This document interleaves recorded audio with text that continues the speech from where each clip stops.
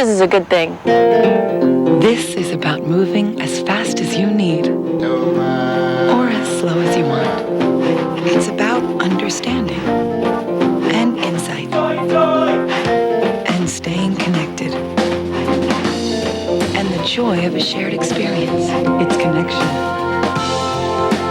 It's a whole new way to look at the world. Welcome, and a whole new world to look at. It's great to be connected.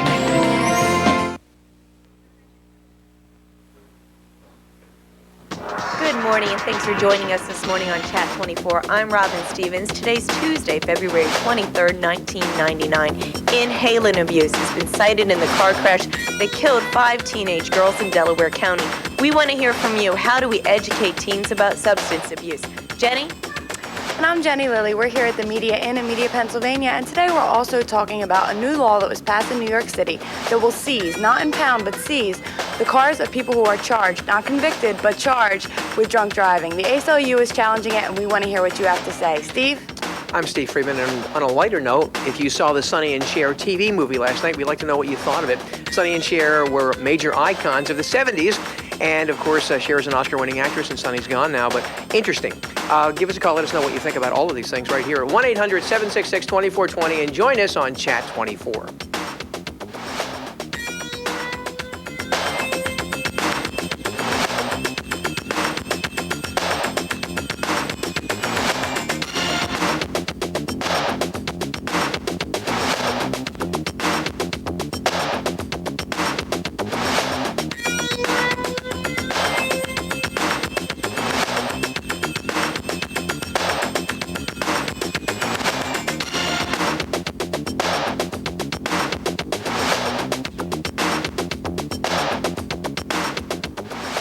We're back. Thanks for staying with us. One of the things we're going to talk about today on our show is inhalant abuse. Very, very sad story came out that four of the 5 girls that were involved in the car accident that killed them in Delaware County, apparently the driver had done some inhalant abuse prior to the car accident. The sad thing is this could be anybody's teenage daughter, absolutely anybody's teenage daughter.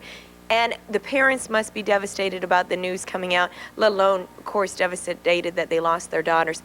But this could be anybody's daughter, and it is going on. As the coroner said when he released the information, he felt he was compelled to release this information because people need to be educated that this is happening each and every day across America, where teens are using anything from whiteout to inhalant abuses, to a number of things to get a quick high.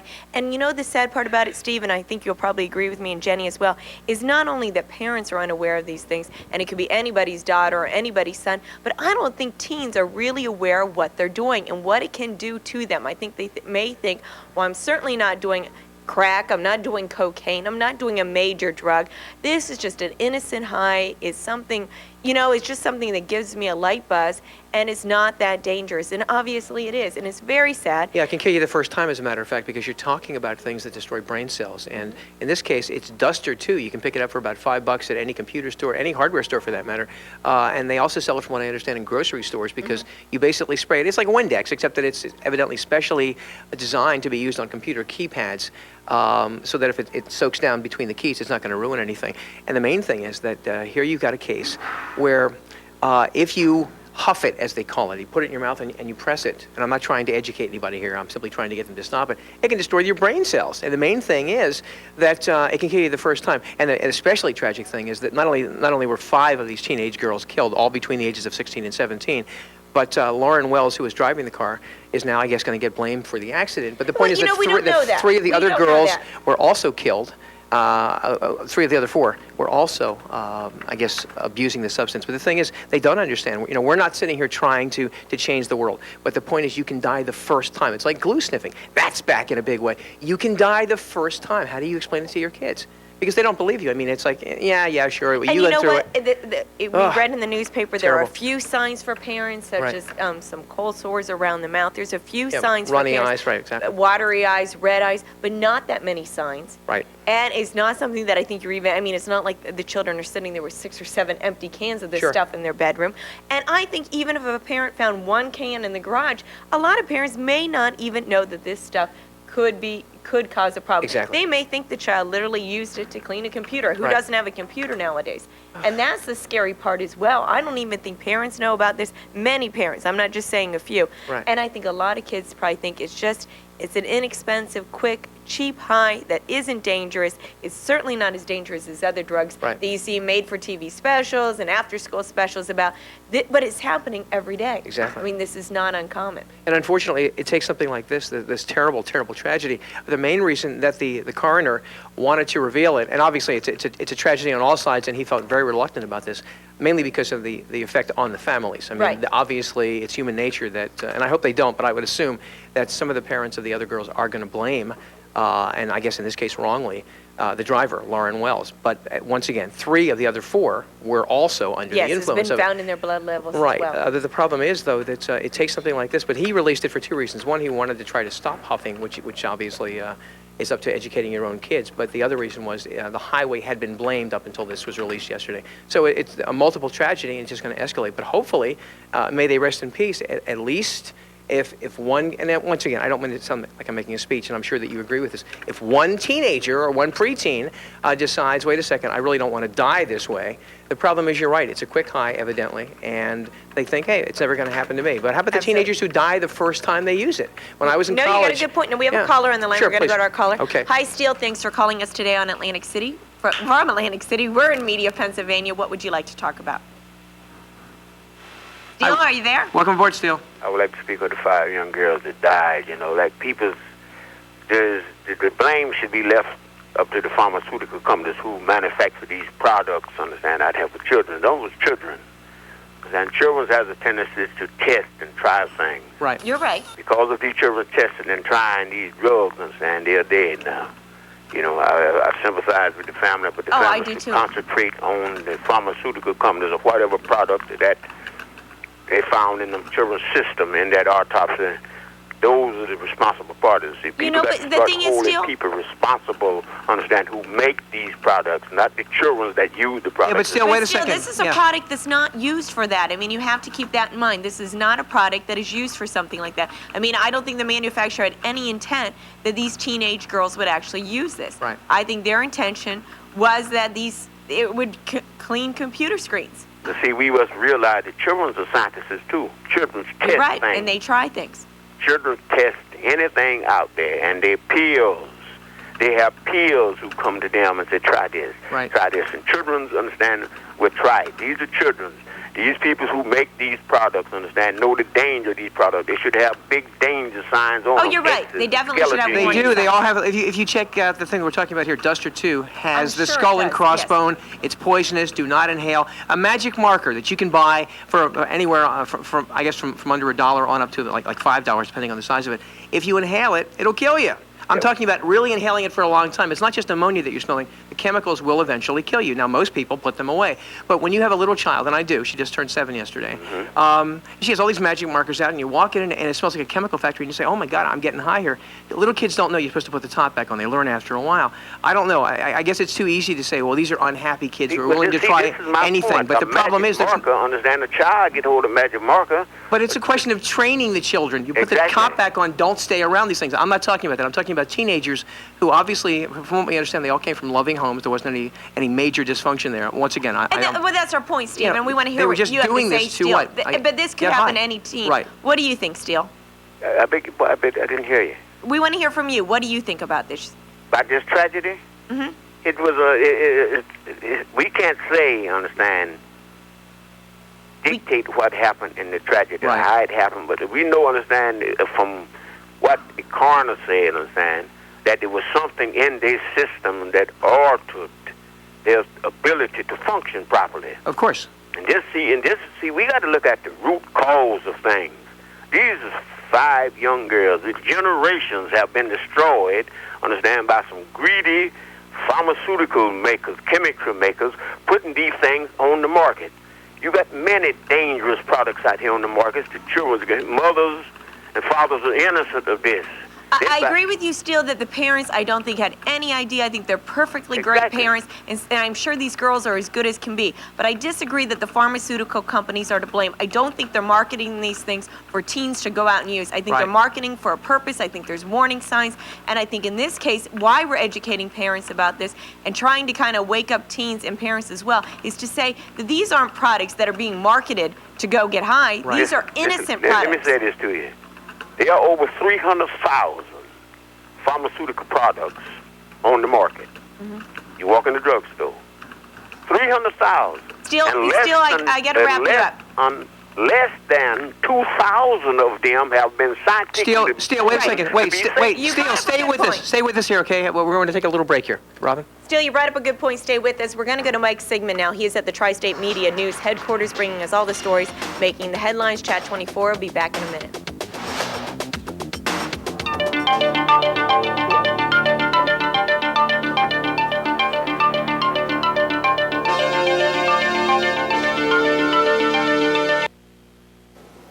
Learning the truth about the Pencrest 5 fatal crash and an expected lawsuit in the Allentown explosion.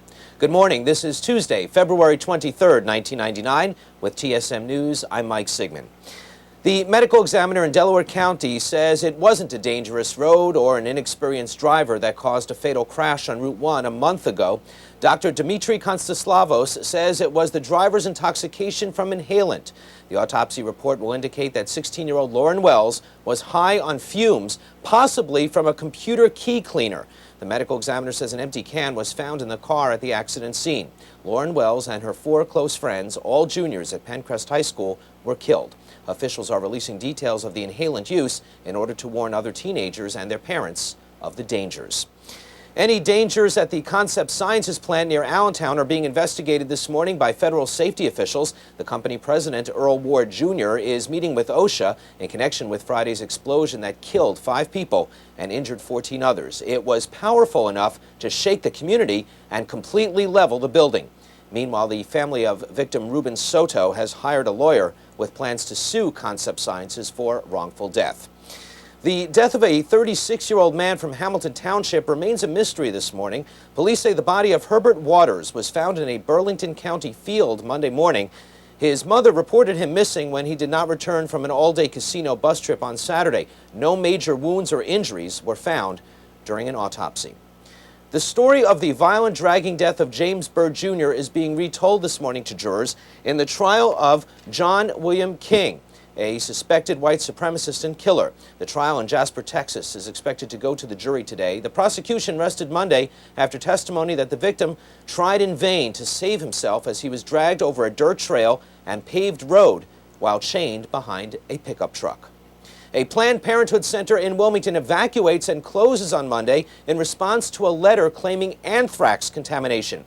The FBI determined the anthrax threat was a hoax and is similar to some 30 other letters mailed to Planned Parenthood offices in other parts of the country. Anthrax is an infectious disease that is caused by a bacteria. It can be fatal if left untreated. Planned Parenthood has reopened today. Just how cold is it today? Some parts of our viewing area will dip into the single digits this morning. New Jersey officials say wind chills are making it feel like it is below zero in many parts of the state. Several cases of hypothermia have been seen during this recent cold wave. The 76ers have warmed the hearts of many sports fans with a convincing win against Cleveland last night. Philadelphia wins 106-97. It was another show-off night for Allen Iverson, who scores 37 points. We return with another update at 10:57. Chat 24 returns in just a moment, live from the Media Inn. For TSM Sports, I'm Mike Sigmund. Have a wonderful morning. Every day you are faced with important decisions. Choose the right path, and your dreams for the future could all come true. Now you can discover what your future holds. You can lead a happier, more fulfilling life. All it takes is a simple phone call to the New Life Psychics. My whole life turned on my consultation, and my life has changed in many, many ways. I definitely would pick up the phone, and I feel that he helps me. Well, by talking to a psychic, you can get an impartial view of maybe a problem in your relationship or in business. I mean, I could sit here for an hour and tell you all the different things that have been told to me that no one would know, or predictions that have been made that have come true. They can help you in your future, help you get rid of the past. Call a psychic. There's no question about it. The New Life Psychics can be your personal and confidential guide to a brighter tomorrow. Call now for your free reading. From the law offices of Ronnie Lynn Deutsch. Do you owe back taxes? Business or personal, the IRS is now reconciling back owed taxes, levies, liens, payroll taxes, as well as penalties at a fraction of what's owed. Qualified tax professionals will negotiate and resolve your tax nightmares. Call now before the program ends. We can help, and all calls are confidential. Call 800-474-4342. Some people have an excuse not to watch Chat 24.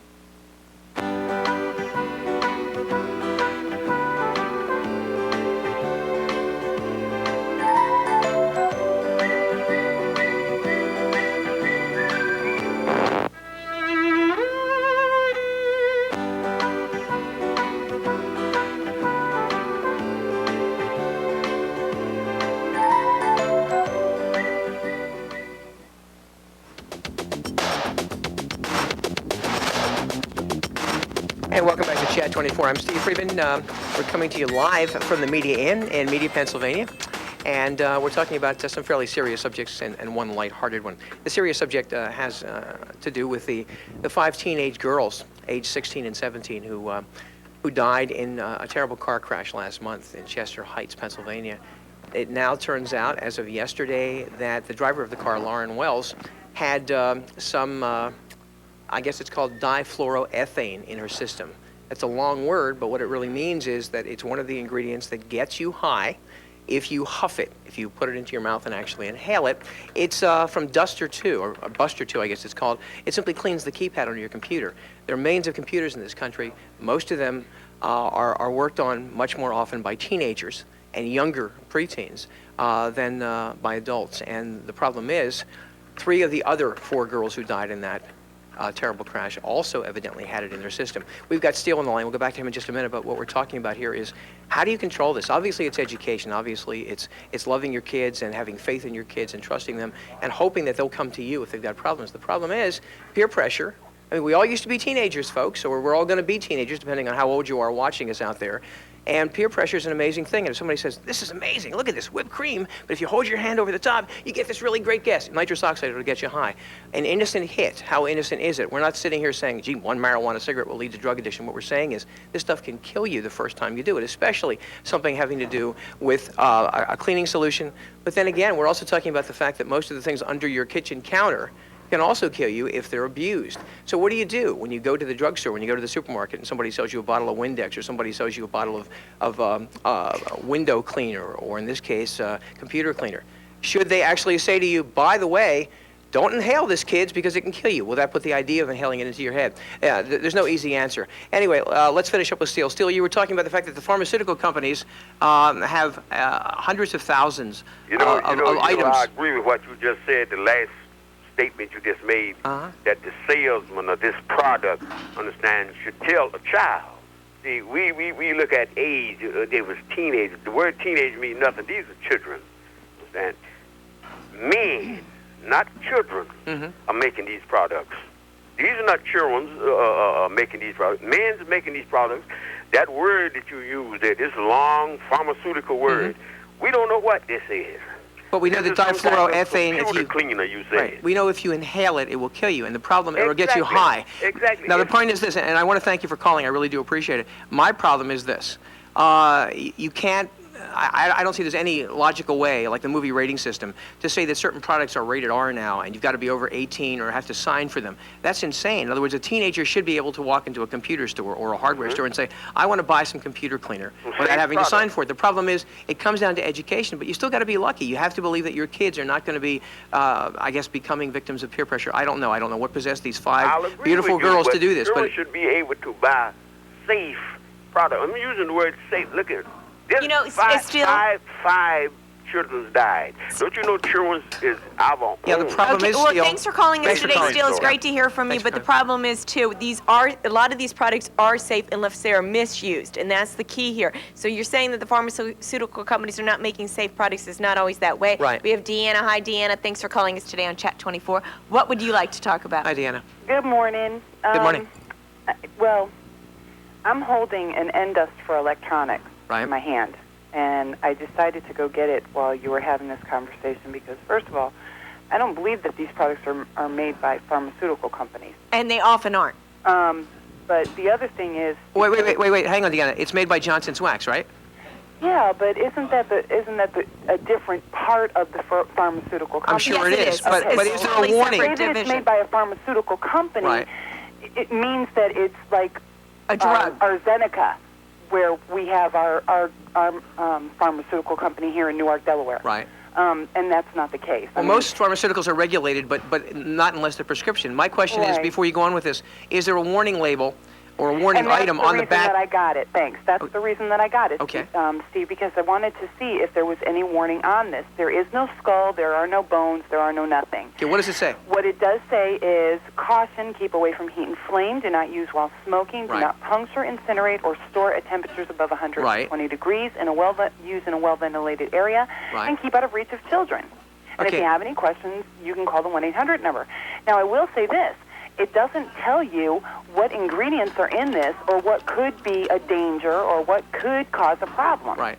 Well, if it has a fluorocarbon And in you it... know, Steve, I think what's going to end up happening is a lot of companies are going to have to start labeling their products Yes. and saying that you can't inhale this, Right. don't do this, don't do that. That it'll But cause a lot brain of these damage or death, products have right. been on the market for years, and teens have really just started doing this. Exactly. Well, I mean, Robin, I think I'm going to have to disagree with you on that one. I don't think teens have just started doing this at all. I mean, when I was in high school, you can put warning labels on inhalants, but it's kind of like a little secret that everybody knows that you can inhale things that smell funny and they will make you high. Right. I'm on a website right now. It's www.inhalants.org, and it has a great deal of information about different inhalants, and right now I'm on a page, Product Abuses Inhalants. I think this would be a good resource for parents if they want to know what could possibly get their kids high. But I think that aside from killing you the first time, what people have to remember, and I see this from firsthand experience, it hasn't been too long since I've been in high school, Right. but they make you stupid.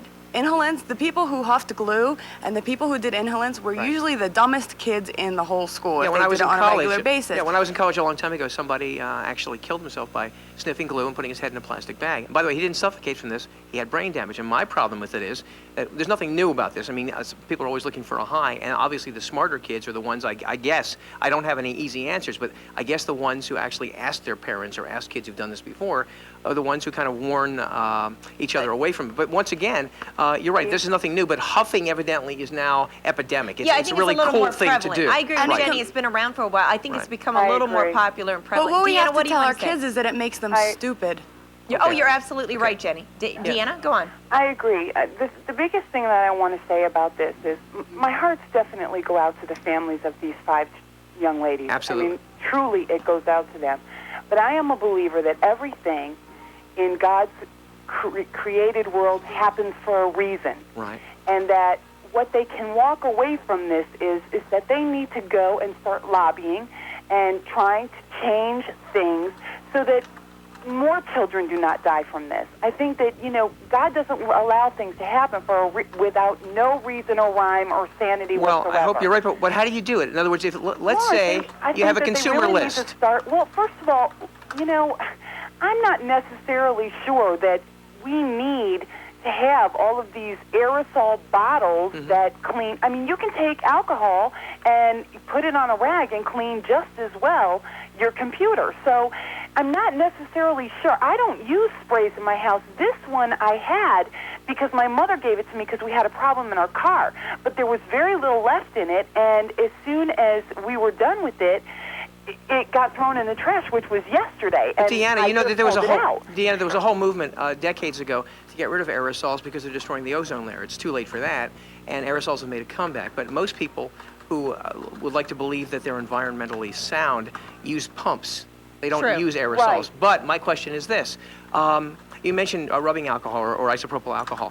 you're not going to sit there and actually inhale it because that will also get you high. Now, my problem is, and I don't want to give anybody ideas out there, I just know that when I slap alcohol on my face after I shave in the morning or try to, it stings, but it also gets you high. And my problem is this.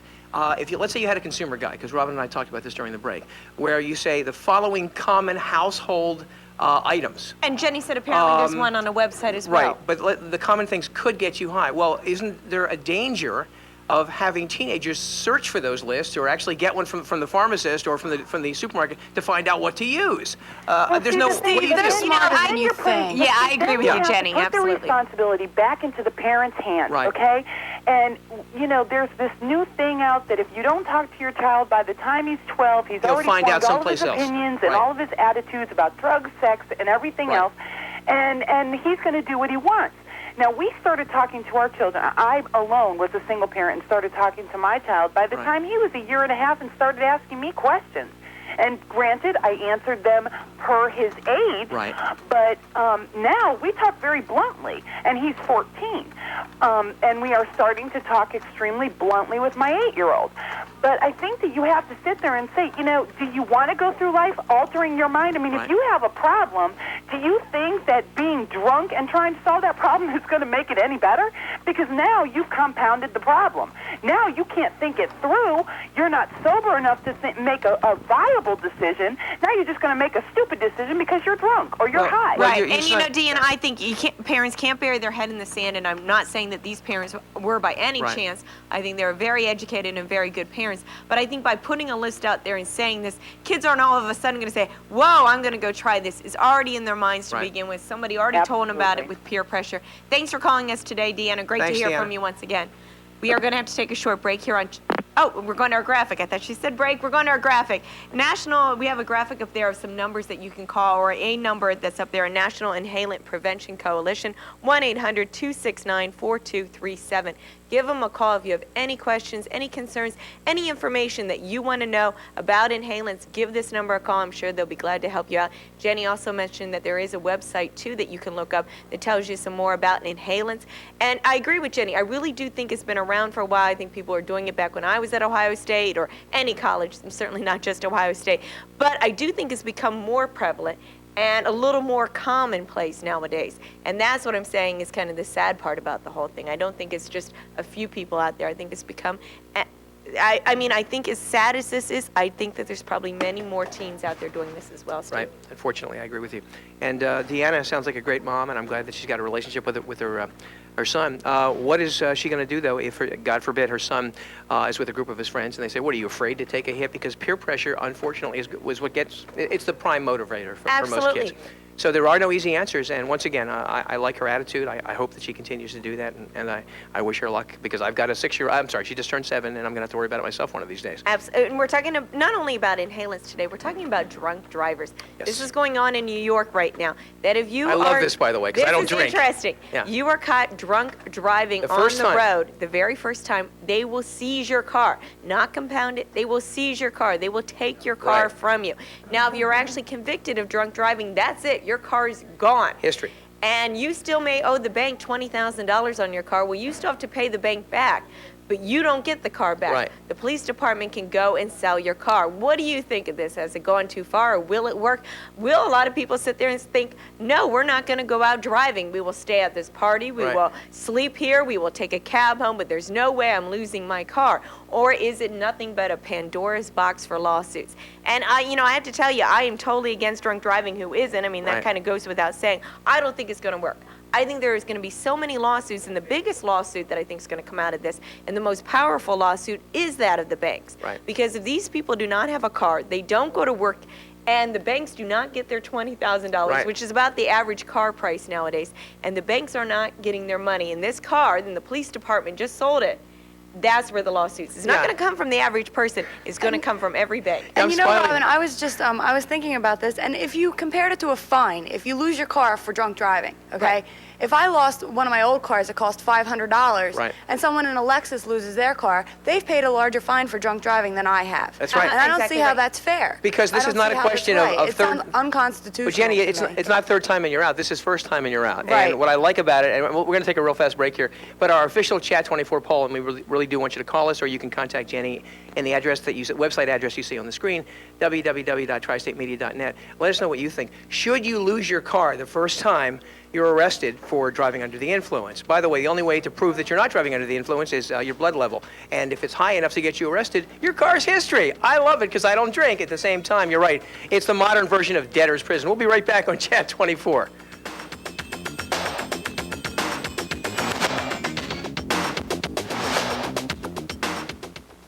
Are you paying too much for prescription drugs?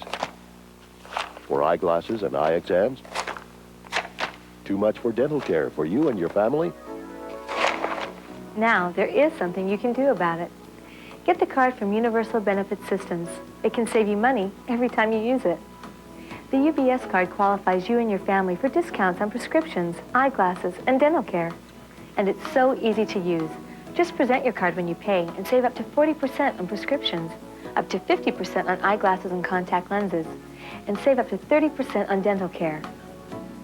If your insurance lacks coverage, for just $5.95 a month, you and your family can enjoy discounts on prescriptions, glasses, and dental care. And you can't be turned down.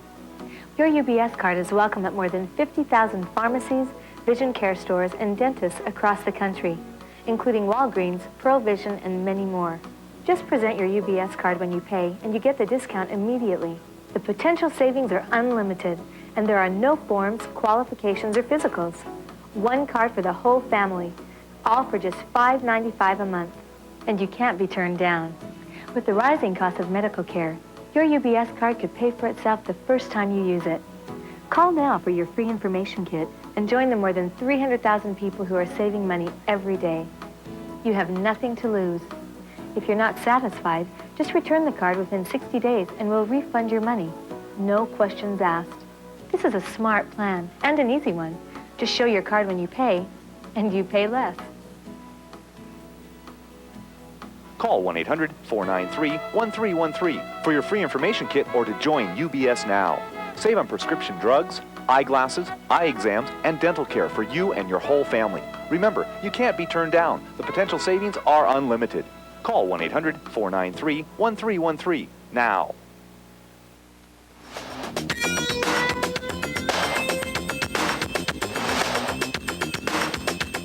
We are back. Thanks for staying with us. You are watching Chat 24. We're talking about a number of topics today. We're talking about inhalants, how to educate teens and how to educate parents about inhalants. We're also talking about the new policy in New York about drunk drivers. They will simply take your car. That's it. It is confiscated if you are caught drunk driving.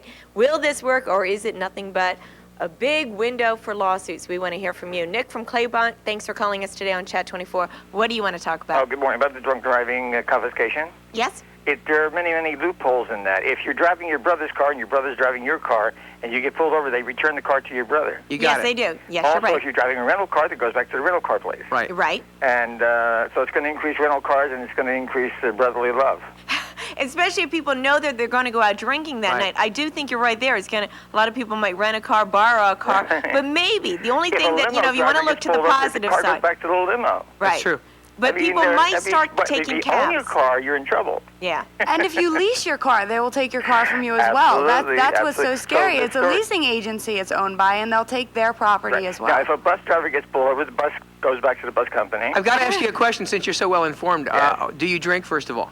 No. Okay, I was going to say, because you sound like somebody who's ready to go out tonight. No, I just don't like get laws. arrested and keep your car. I just don't like laws that have so many loopholes that the poor guy I gets agree. caught I agree. is the exception as opposed to the rule. But there are a Right, couple and people you know what, I think I agree with you. There's so many loopholes in this, but so many lawsuits. I mean, as soon as I read this, I can't believe not one person didn't think, this is just nothing but lawsuits out there. Well, the story is to go out drinking in an old car that you own, but it's falling apart. Right. Right, or that you paid $200 for. Yeah, I mean, right. You the buy, thing is, if you buy a are car for truly truly a night, drinker, and you are truly someone that always goes out there drinking, you're going to think about this. You're going to plan your attack, Absolutely. and you're going to think about it. It's going to be the innocent person that has maybe a little bit high blood count level, that every day is maybe a school teacher, every day is out there working very hard. It gives you an excuse to pick up your date in an old car.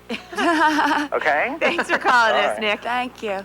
And what else is so scary about this is that it all sounds so arbitrary. It sounds like it's up to the discretion of the police officer to take your car, and we all know that they can charge you with drunk driving without a breathalyzer, even though they do have roadside breathalyzers. So then that leads me to believe, well, are they going to be looking for people in nice cars to pull over for drunk driving because they'll get more money for the police department? That's an interesting question, Jenny, but wouldn't they, once again, I'm not a drinker, so I'm really not very knowledgeable about it. Wouldn't they be looking for people who are going too fast or driving erratically, making crazy lane changes and kind of weaving? I really don't know. In a perfect world, Steve, but I think that when it comes to Good answer, I think that when it comes to seizure of property and abuse of power, I mean, small town police departments. I mean, right now this is New York City, so it's it's an isolated thing. But I mean, if this kind of law were to spread, all over the place, there's certain police officers who don't like people in their communities. They might want to pull them over, get their car, and there's nothing that person can do about it. And what's so scary is that even after they've been charged and they take their car, if they were acquitted of drunk driving, if they were found that they've done nothing wrong,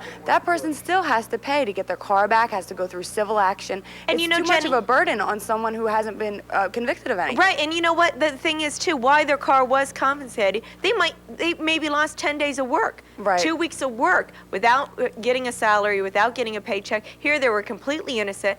And, that's what I'm saying. It's often, you have to prove your innocence now. Yeah, I rather just think than, it's awful. prove guilt, you're proving innocence, and you could lose 2-3 weeks of work, possibly not be able to get your children to school or daycare or so many other factors out there. And here you were completely innocent. We have a caller. Thanks for calling us today. Hi, Frank. What would you like to talk about on Chat 24? Yeah, hi. The new the law that they're trying to enforce as far as New York with taking your car. It's getting so hard for the average working man, respectable man. I was reading last summer in the paper, in the Atlantic City Press, about county parks now. I'm a resident. They're stopping drinking in county parks.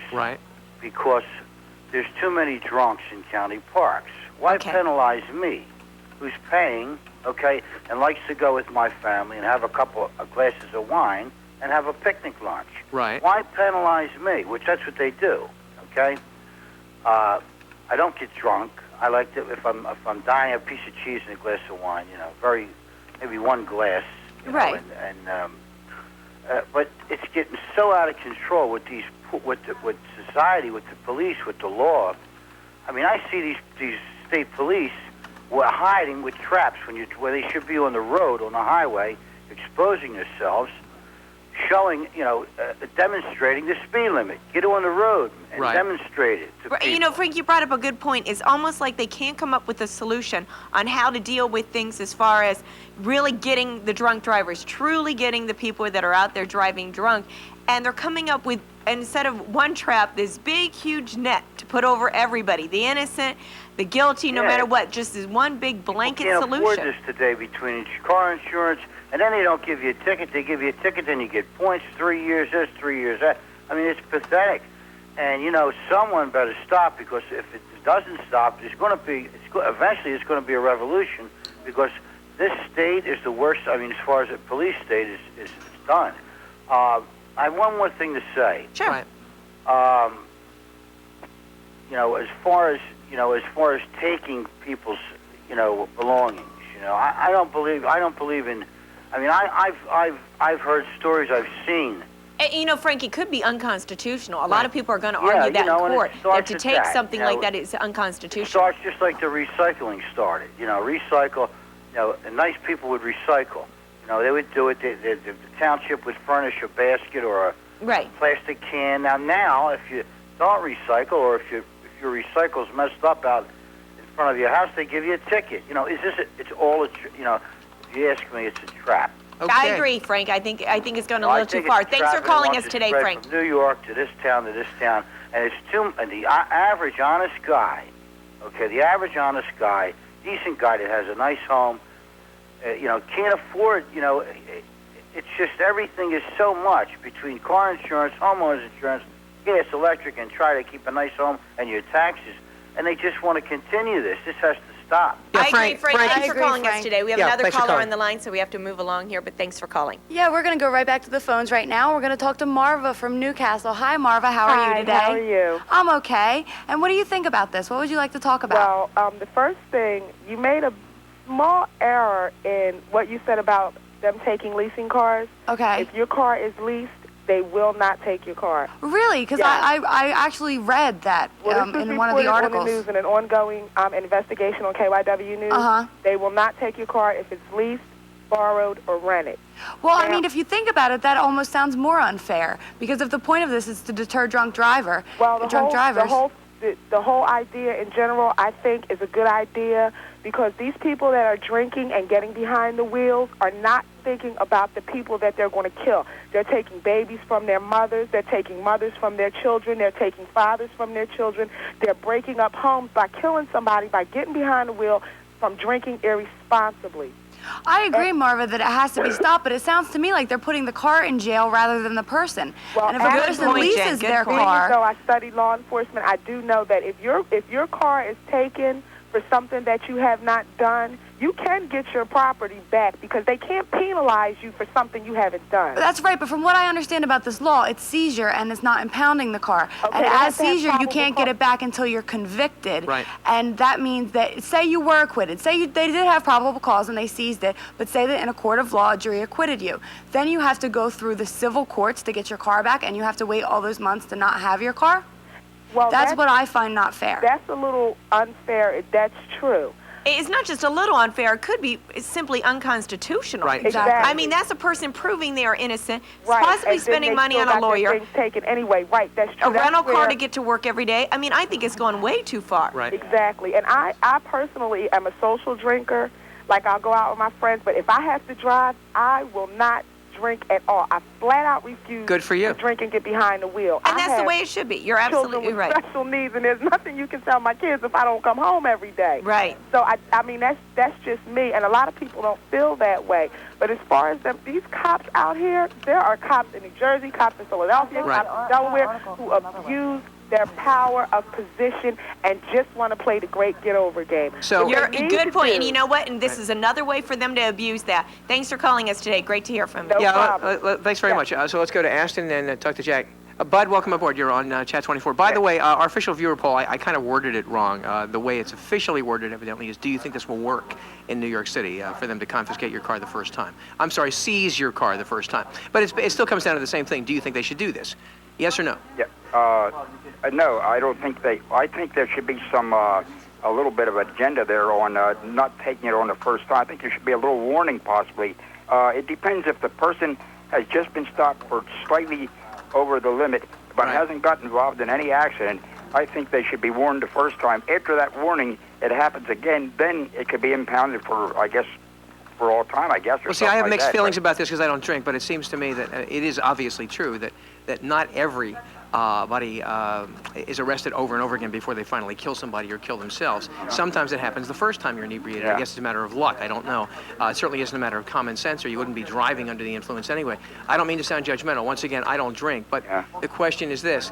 Mayor Giuliani is obviously livid about the number of drunk drivers who get away with this. That's the only But clear is it a reason I can political say. move? I think it is in his case, yeah. It's a It big, is. tough stand. It's Right. something to run on. It's something to run on re-election. Right, I agree. And I guess I'm fed up with political moves that look good, sound good. We're going to take this under But it control. might save lives, Robin. It might, but you know what, Steve? Is going to have so many lawsuits. I think it's more of a political move than actually saving lives and getting down to the real problem. I agree. And I think it's a re-election move. Could I get on the inhaling part of the show? Yeah, I'll tell you what, why don't you stay with us if you will. All right, we're going to take a little break here. And first, we're going to go to our poll and put up our number. Right. So right now, we are going to go to our graphic and take a look and see what people think. 29% say that yes, it will work. If we take people's cars away that have been drunk First time. driving, it will work. 71% say no. We want to hear from you, so give us a call, 1-800-766-2420. Stay with us, Chat 24. We'll be right back.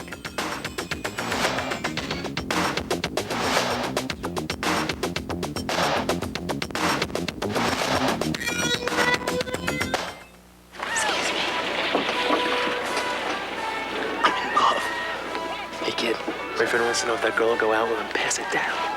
Hey, Grandma, ask the girl on the end if she wants to go out with this loner. The young man wants to know if the girl over there is a donor. Somebody wants to know if you're an organ and tissue donor. Yes. Hey, me too. Are you a donor? Make sure your family knows your decision so there's no question later. Now Suburban Cable connects you to your favorite people, too, with paging. No matter where you are, no matter where they are. The company that connects you to your favorite TV shows now keeps you connected to your friends, family, and business. And with our low prices, you don't have to be rich to be well connected. It's easy. Just call 800-885-BEEP. Welcome to paging from Suburban Cable. It's great to be connected. She is one of America's toughest drug enforcement agents. Last year, she helped convict 90 drug dealers, seized several tons of crack and marijuana, and closed down 10 major drug operations.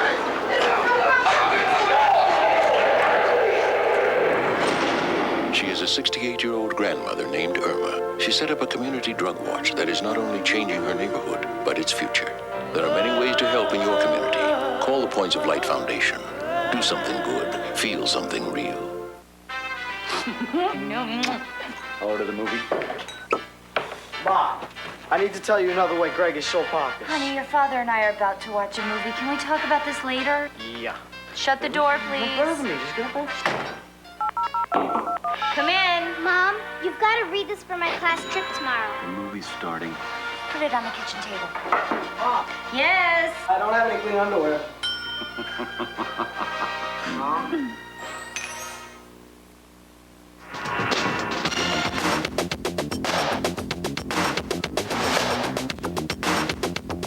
We are back. Thanks for staying with us, and you are watching Chat 24. What are we talking about today? We're talking about inhalants, and we're also talking about drunk driving. And what should we do about it? Should we take the drunk driver's car for good and just compensate it? That's what we want to hear from you. Bud, what do you think?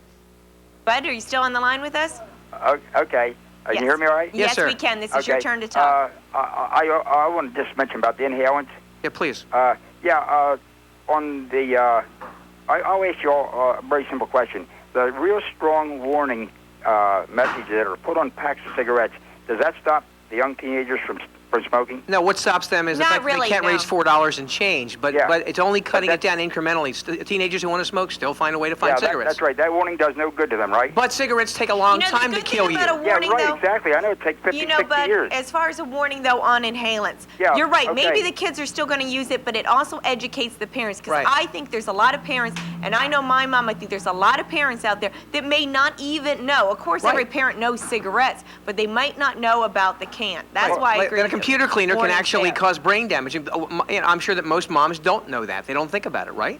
I guess then warning should be on everything, but I'm saying that no matter how strong the warning is, if it's something that are irresponsible children, I'm talking about kids, irresponsible teenagers, not the responsible ones, if they see something that's going to make them feel good or get high, I don't care what the warning is, I think they'll still try it. Yeah, but we got to watch the word responsible, because I'm sure these girls were very responsible and very innocent in it all. Yeah, and that's what I think so sad about this whole thing. I just mean, a lot of teenagers or older people have to take responsibility for their actions. Absolutely. And a lot of them are not doing that. Let me give you a real quick example, because if manufacturers got to put warning signs on everything, let's say, Steve, if you're going to put a 15-foot ladder up the side of your house, are they supposed to put a warning sign? Please be careful. If you fall off this, it may be dangerous to your health. Yeah, unfortunately, you're right. I mean, if you can find, go buy yourself a box of toothpicks today, and it tells you how to use it. Go buy a box of suppositories. I hope you don't need them. It tells you what to do with them. If you're so stupid you don't know what to do with them. But we live in a very litigious society. Yes. People sue for anything, and that's why they're there. Thanks for calling us, Thanks, bud. We have to move nice along. Hi, Mike. Thanks for calling us on Chat 24. What would you like to talk about today?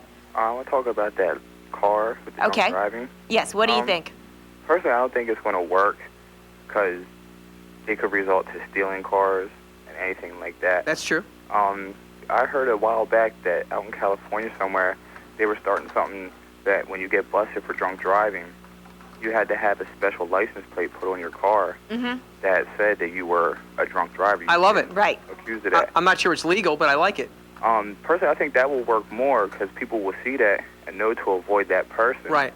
That's a great idea. Yeah, and I'm starting to agree with that too. At first, I thought it was totally wrong, but I think humiliation for some people actually works a little better than a lot of other things. I certainly think it's more constitutional than seizure of property. I agree too, Jenny. Of a crime, definitely. I think this whole search and seizure thing is just going to be thrown out so quickly and be ruled so unconstitutional. Sorry. Mike, what do you think? Do you think it'll work, constitutional or unconstitutional? No, I think it's not going to work at all.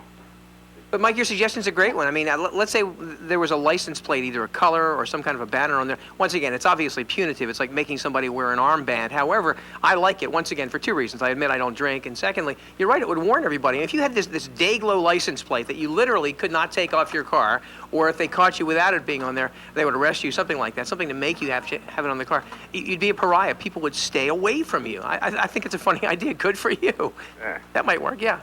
Okay, thanks for calling us today, Mike. Bye. But you're right, back to the Scarlet Letter Day. Right. But I do think humiliation for some people. I think some people have good lawyers. They have some way of getting around it. Right. But that pure public humiliation sometimes, just the idea that I could have this license plate on my car would do people in. Yeah, there was an unconstitutional thing a couple of years ago where people, I guess, average businessmen who were more or less arrested for trying to solicit a prostitute had their names printed in the paper. I don't know whether they still do it. I don't know why they do it anyway. Some but the cities point still is, do. what a mortifying thing to do. I mean, once again, I guess maybe that's actionable or punitive. I think it's very funny myself. Jenny, what do you have going on? Oh, right here in the chat room, we're still in the inhalants discussion. People are talking about how they used to do inhalants. I'm in here with Dravatar and excuse me, Ginker and Why Not and a few of my other friends. If you want to log in, you can join me at www.tristatemedia.net. And I think we're going to go right back to the phones right now and talk to Troy from Wilmington. Hi, Troy. How are you today? Finding yourself. Okay. And what would you like to talk about? I just like to make this statement. I think that it would be a good idea to sell picture membership cards to beverage purchasers that would limit the idea, the way of drinking. You know what I mean? And it would be set up like a card that can be computer monitored. You know what I mean? Would limit the abuse of drinkers and stop drunken driving. How would it do that? I don't know exactly what you mean. I mean, if you went to the liquor store, say you had like a license. There would be a computer with monitors, like some kind of chip on it. Like they had these cards now that set up almost like home confinement.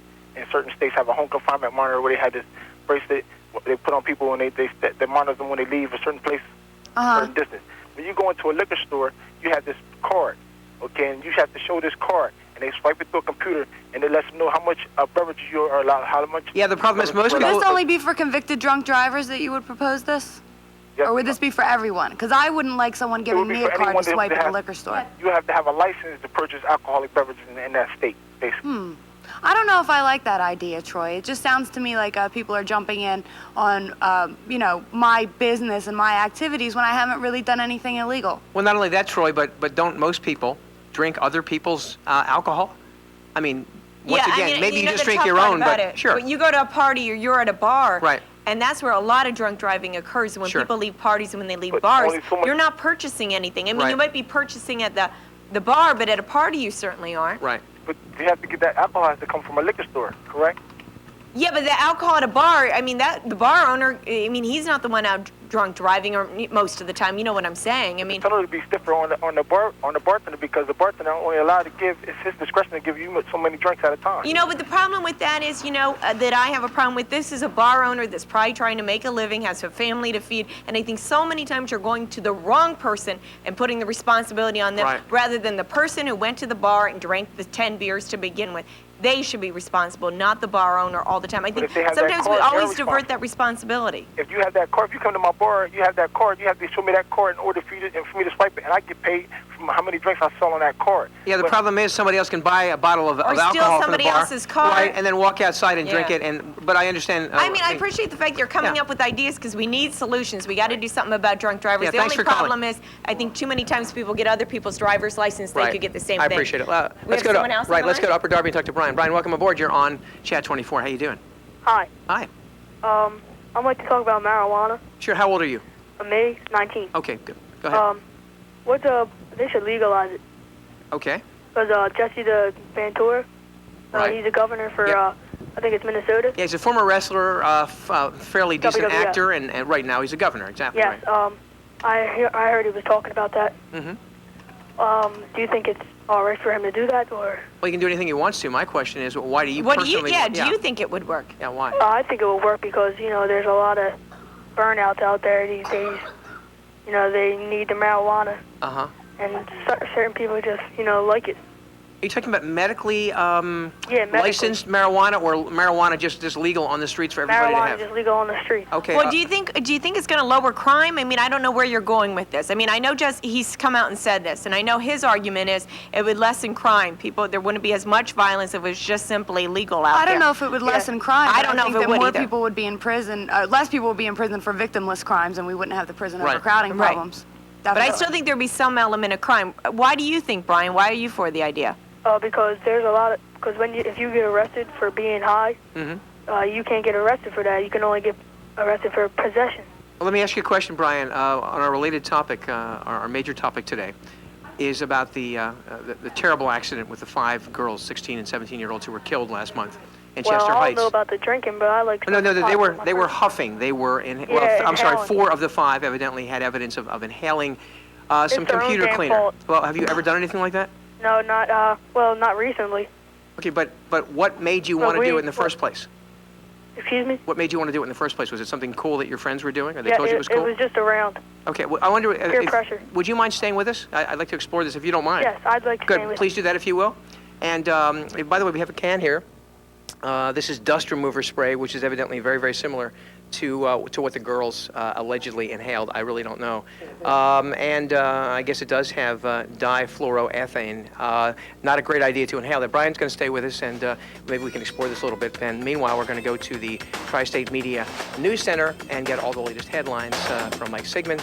And please stick around and join us. This is your show, after all. Give us a call. We'll be right back after the news. Give us a call at 1-800-766-2420 and join us right here on Chat 24.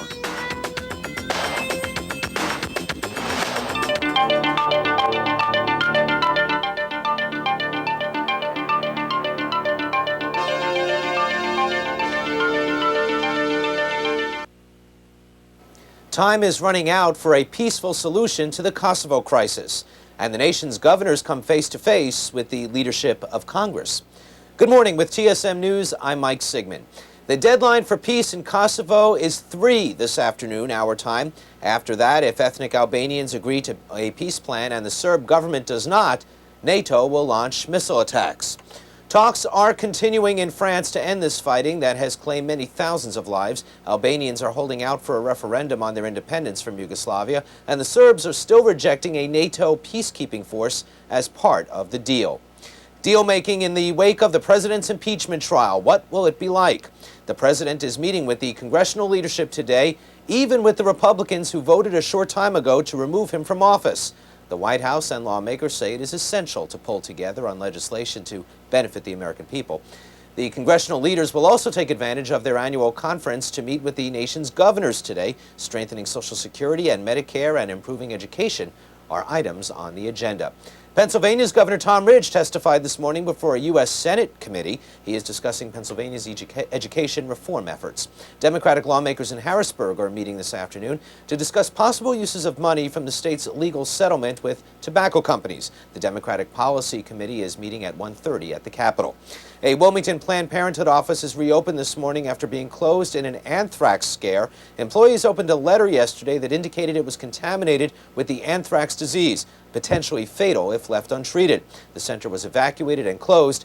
The FBI ruled this was a hoax and similar to some 30 other letters mailed to Planned Parenthood clinics around the country. Meanwhile, an environmentalist in New York is warning government officials about a risk of a terrorist attack contaminating the Delaware River. The warning to New York officials cites lax security at upstate reservoirs, which could result in a catastrophic poisoning or pollution emergency. Firefighters in Newark, Delaware responded to an emergency last night, a 2-alarm fire at Carlton Court Apartments. It started shortly before 6 Monday evening and was brought under control in a couple of hours. No one was seriously hurt, but at least 11 apartments at the complex were destroyed or damaged. It will be very cold today, but nice looking outside. Mostly sunny with a high of 38. Tonight will be mostly cloudy with a low of 25 to 30. Now Wednesday will be mostly cloudy with a high approaching 40, but light snow could be heading our way on Thursday. Our next update will be in about an hour at 11:57, and Chat 24 will return in just a moment live from the Media Inn. For TSM News, I'm Mike Sigmund. Have a wonderful morning. 2 world wars, Korea, Vietnam, Desert Storm. Over the years, the Air National Guard has fought many battles, but some of the most important battles we fight are with the elements. Delivering food, clothing, medical supplies, rescuing the stranded in communities just like yours. The Air National Guard.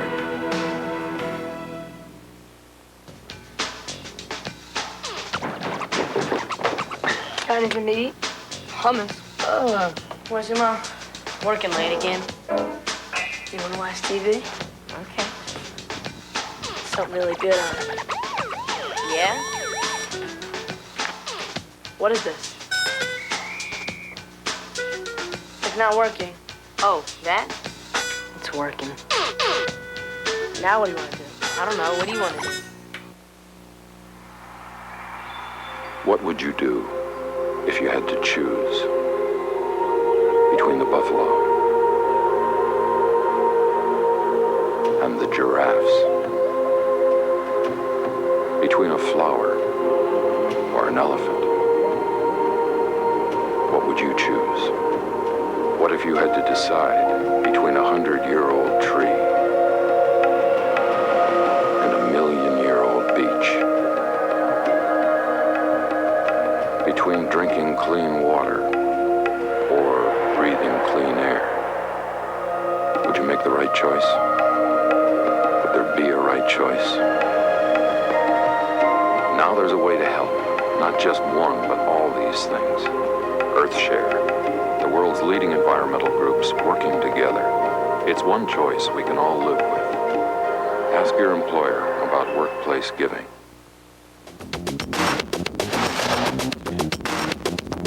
And welcome back to Chat 24. I'm Steve Freeman, and I'm here with Robin Stevens and Jenny Lilly, and we are talking about a number of serious topics and one lighthearted one. We haven't had anybody, I guess, who saw the Sonny and Cher movie on television last night. Not bad, by the way.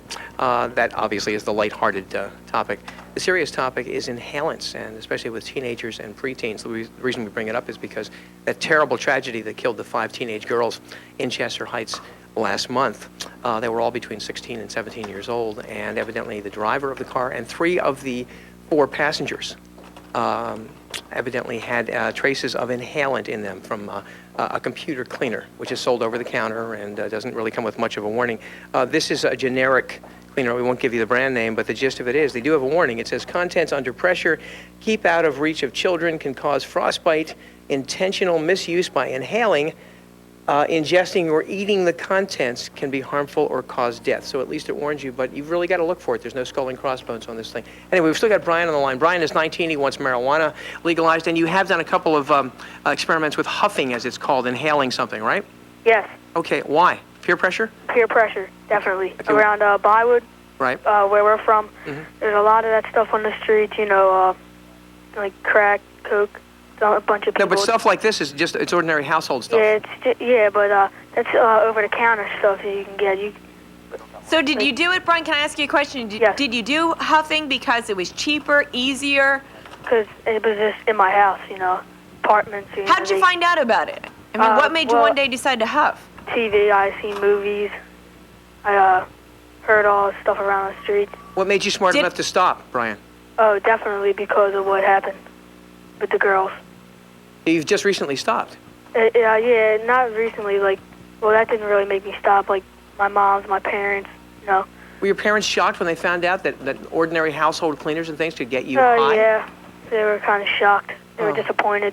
I hope you don't do it anymore. I mean, it's And none of my thanks business. for calling us today, Brian, and being so honest Yeah, about I really things. appreciate it. Maybe Well, somebody else out there will learn from you. Bywood, remember that. Okay, But thanks very much. The girls on that died, I knew them very close, and it's their fault. Why do you say that, though, Brian? Because they wouldn't had the chemical up to their nose to huff it.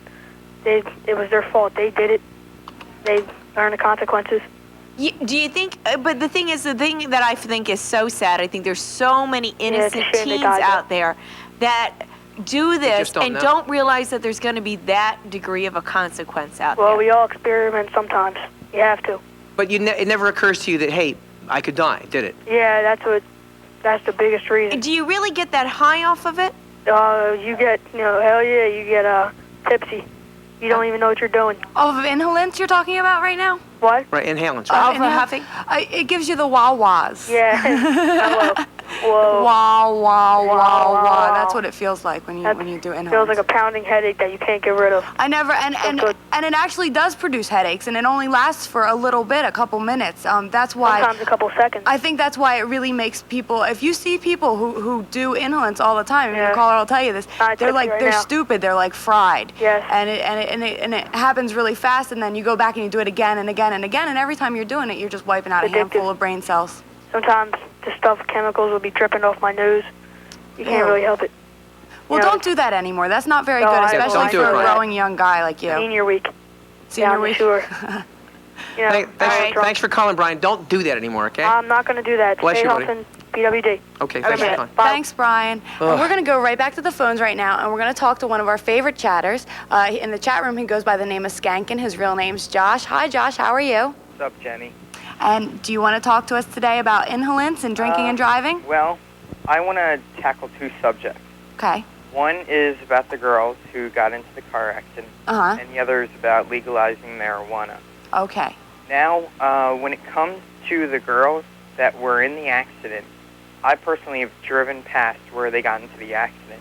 I have no clue how, before we knew that they were huffing, how they could get into an accident unless if one, they were drinking or doing some type of drug. I imagine that they might have been fooling around in the car, like five or- girls in a car often are, like talking. Wait a second, you two. Isn't this an infamous place? This is one of the nicknames is Dead Man's Curve. But not in broad daylight. There was no one else on the road. I mean, Right. and that's what got the people who investigated the accident suspicious. It was Exactly. broad daylight, weather conditions were ideal, Right. and the fact that there was very little traffic on the road. Okay, so But you're go saying ahead. this is not dangerous except at night. All right, go ahead. But as soon as I heard about this accident, I knew that area of Route 1. Right. And I've driven past there plenty of times. So I had no clue how they could get into an accident.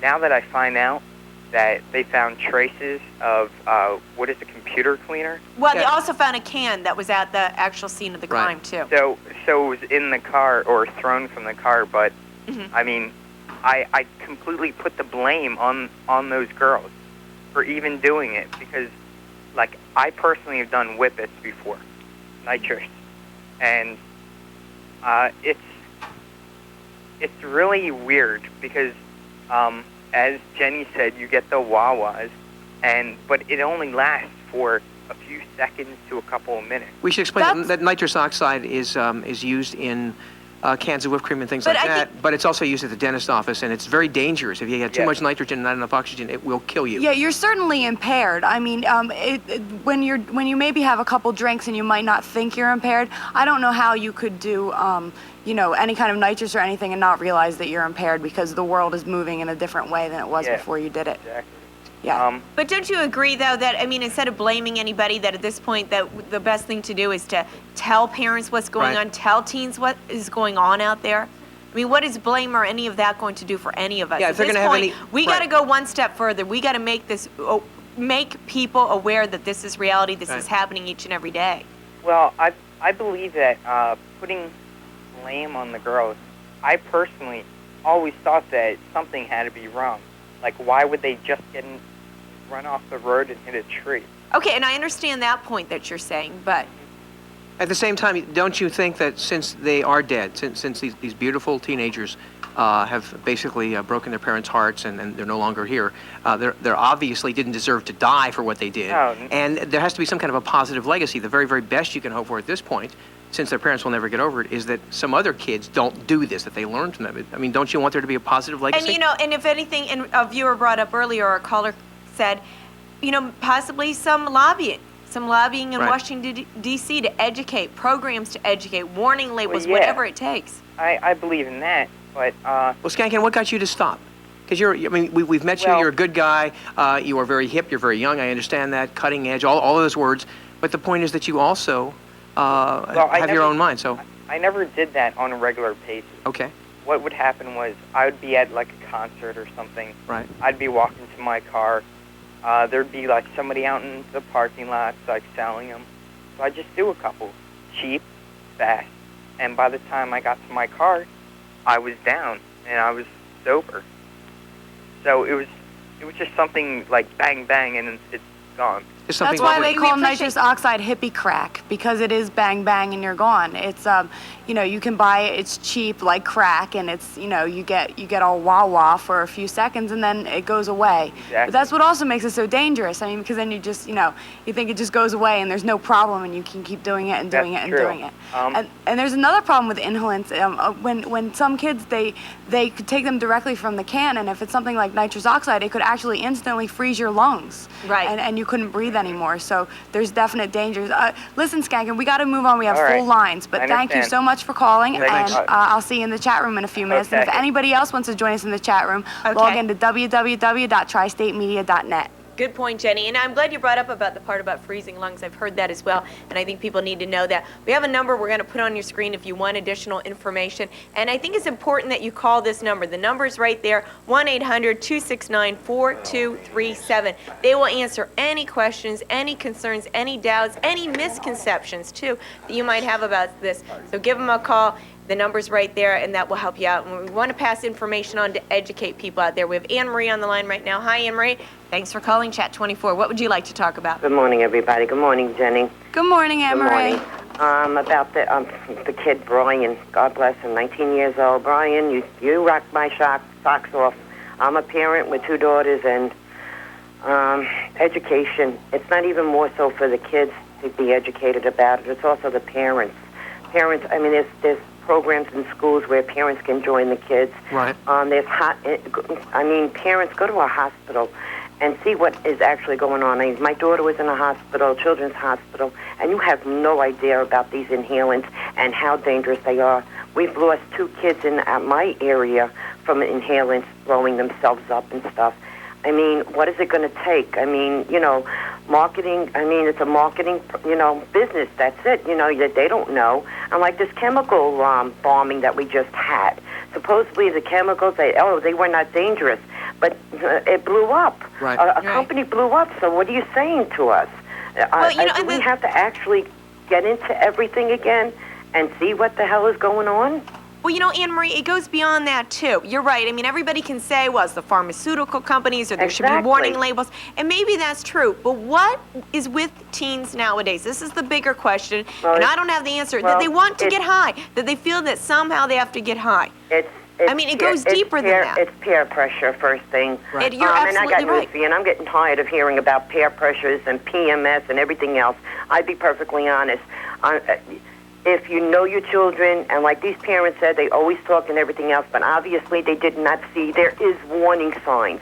That's a tough one for you, Anne Marie. That's a tough one to say. I see my daughter going down the tubes, and I said to myself, all right, Jen, what is the problem? What is going on? Are you having a problem in school? I mean, you got to actually, sometimes the kids won't talk, but eventually they will. Anne Marie, I have to say I'm going to disagree with you on this one. I mean, I saw the profiles of each one of these girls, and you know what? They were good students. They were involved in sports. They were on committees. There were no warning signs. These were not kids that were totally falling to the wayside that their parents did not know. These were kids holding up grades, had plans to go on to various universities and achieve things. And that's why I think it's important that we do this show, because it's not the kid that's not coming home and not talking and the parents are ignoring. And these kids... This is the kid that wanted to go to university. These kids are probably more likely to abuse something like inhalants because they're not illegal, and because they don't have to go to a street corner and buy them, and they don't have to deal with shady people, Jen. and it's something that's in their house, and they want to, see what it feels like to get high. And I think that probably a lot more kids than we think, get high off of things that we would never imagine. Including in the suburban areas. I mean, it's hitting hard over here. I mean, it's like you're losing a kid at the age of 8, 9, 10. I mean, it's getting crazy. I mean, education. I mean, how much education can you get? I mean, as a parent, I mean, you're scared for your child, and you try to, when your child leaves your house to go to school, hey, behave. Don't do what others do. To be your own self. It doesn't work that way. Right. But also this New York City thing. I got news for you. I'm glad that somebody's going to finally take action. I mean, I think it's terrible seizing cars and everything else, but you know what? My holidays, we don't go anywhere. because of drunk drivers You on got the it. road, because Right. you major holidays, you have accidents Sure. all over. And what do you get hit by? A drunk driver. So I'm glad that somebody is, it may not work, I mean, they may have a lot of problems, but at least somebody's taking that initiating time to do it. I agree, yeah. You know, and Brian, I tell you, Brian 19, honey, I hope you're getting help, and I hope you're, you know, somebody's helping you out, you know. It's hard. Drugs are hard today. I mean, in the 60s, we had sniffing glue. I mean, you had all that common thing. But you know what gets to me? A simple toy of silly string. An 8-year-old boy set a little girl on fire. Silly string that we used to play with. You're right. We have full phone lines and we have to take a quick break, but thanks for giving the Brian advice out there, Anne-Marie. I guess once you're a mother, you're always a mother to everybody, but thanks once again for calling in to Chat 24. We're going to take a short break. Stay with us. We will be right back. We have Charles and a number of people hanging on the line. Stay with us. We'll take your calls shortly. Here's how you can more than double your current life insurance coverage without paying 1 penny more than you are now. Simply call Best Quote. We'll prepare a free comparison of 5 super low rate policies that meet your specific needs. Best Quote's computer network continuously surveys the nation's top rated insurers to save you up to 70% and more on the term life coverage that safeguards your family. Consider this. Right now, a 35-year-old male can get $250,000 coverage for about $11.90 a month, 10 years guaranteed. A 40-year-old male would pay just $16.02 for the same amount of coverage, 10 years guaranteed. If that's less than you're currently paying, call Best Quote today, and we'll prepare and rush to you a free rate comparison detailing 5 policies that meet your family's needs. Call Best Quote today or visit us on the web at 800-557-1485. No obligations, no hassles, simply the best insurance at the best rates. No salesperson will ever call you. Call now.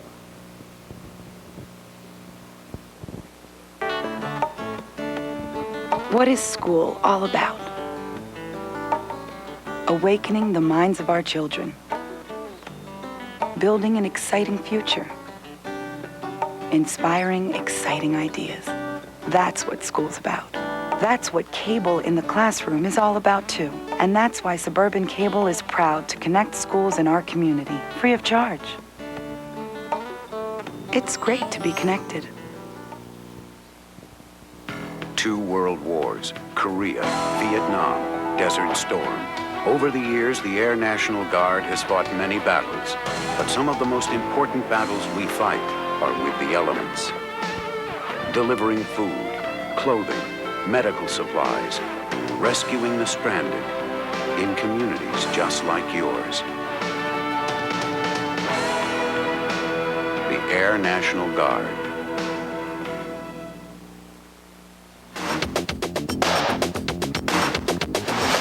And welcome back to Chat 24. I'm Steve Friedman, and I'm here with Robin Stevens and Jenny Lilly, and we're talking about some fairly sad subjects and one lighthearted one. I'll get the lighthearted one out of the way first, just in case you feel like talking about it this Sunny and share movie of the week that was on last night. Fairly controversial because it's only Sunny's Side. Not a bad film, by the way. I was surprised.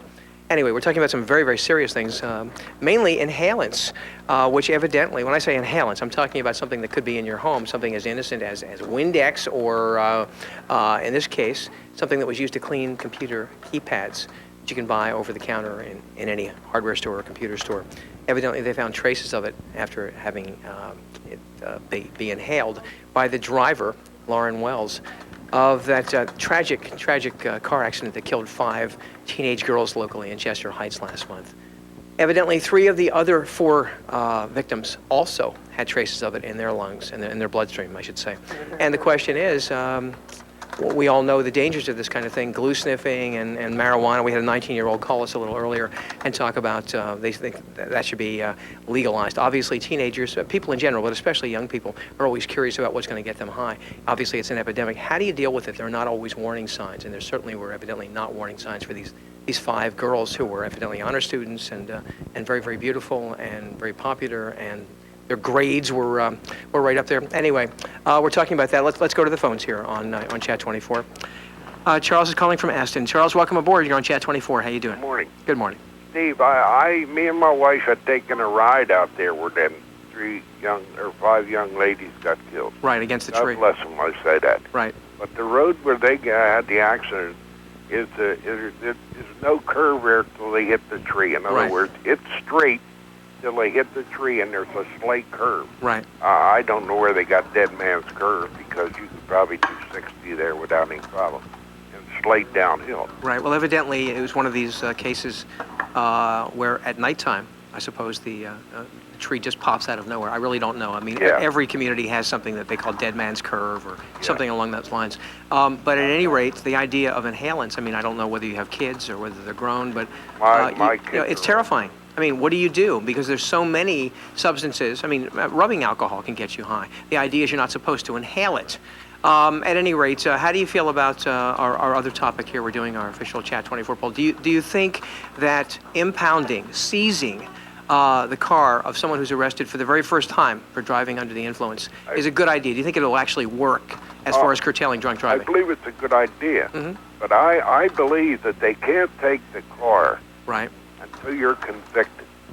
Right. Now, if they sell the car before you're convicted, they can't do that, but it could take you months before you come up for trial. Meanwhile, what do you do with a car? Without a car, I think it's a great idea because I don't drink. I have to admit that. It's a great idea because I don't drink. At the same time, I have to admit that Robin and Jenny are probably right. This is nothing but a morass of lawsuits because I mean it's the legal equivalent today, I suppose, of debtor's prison. You can't actually go to work because you don't have a car, so you can't earn the money to buy a new car. At any rate, I still like the idea. Anyway, listen, I appreciate your calling. Thank you very much. Let me say one thing. Yes, sir. You know, if you get picked up for drugs in Pennsylvania, no matter how much you have, I know an example of that. They take your car automatically. Right. And it's towed to Lima. Okay? Yeah, but you have to remember there's a distinction here. Drugs are illegal. You are on an illegal substance. Alcohol is legal. And that's where, again, you're going to get those lawsuits. Exactly. Thanks for calling us, I won't Jay. argue that point. Okay. Thanks for calling. I'm not trying to argue with you either. I was just bringing that up. Thanks for calling us today. We have Bob on the line. Hi, Bob. Thanks for calling Chat 24. What would you like to talk about? Good morning. How are you? Good. I travel that direction a lot. I work out in Chadds Ford, where the accident was. Okay. And I don't know whether people are aware of it or not, but I would say a good half mile to the south of the accident, heading north. The state police had lined the travel of the road of the car, the direction it was taking. And the car was up into the woods. Okay. About a half a mile. It went up into the woods. It came down out of the woods, it crossed the medium, went on to the other side, came back across the medium again, and finally got into that curve and hit the tree there. Okay. At that point there.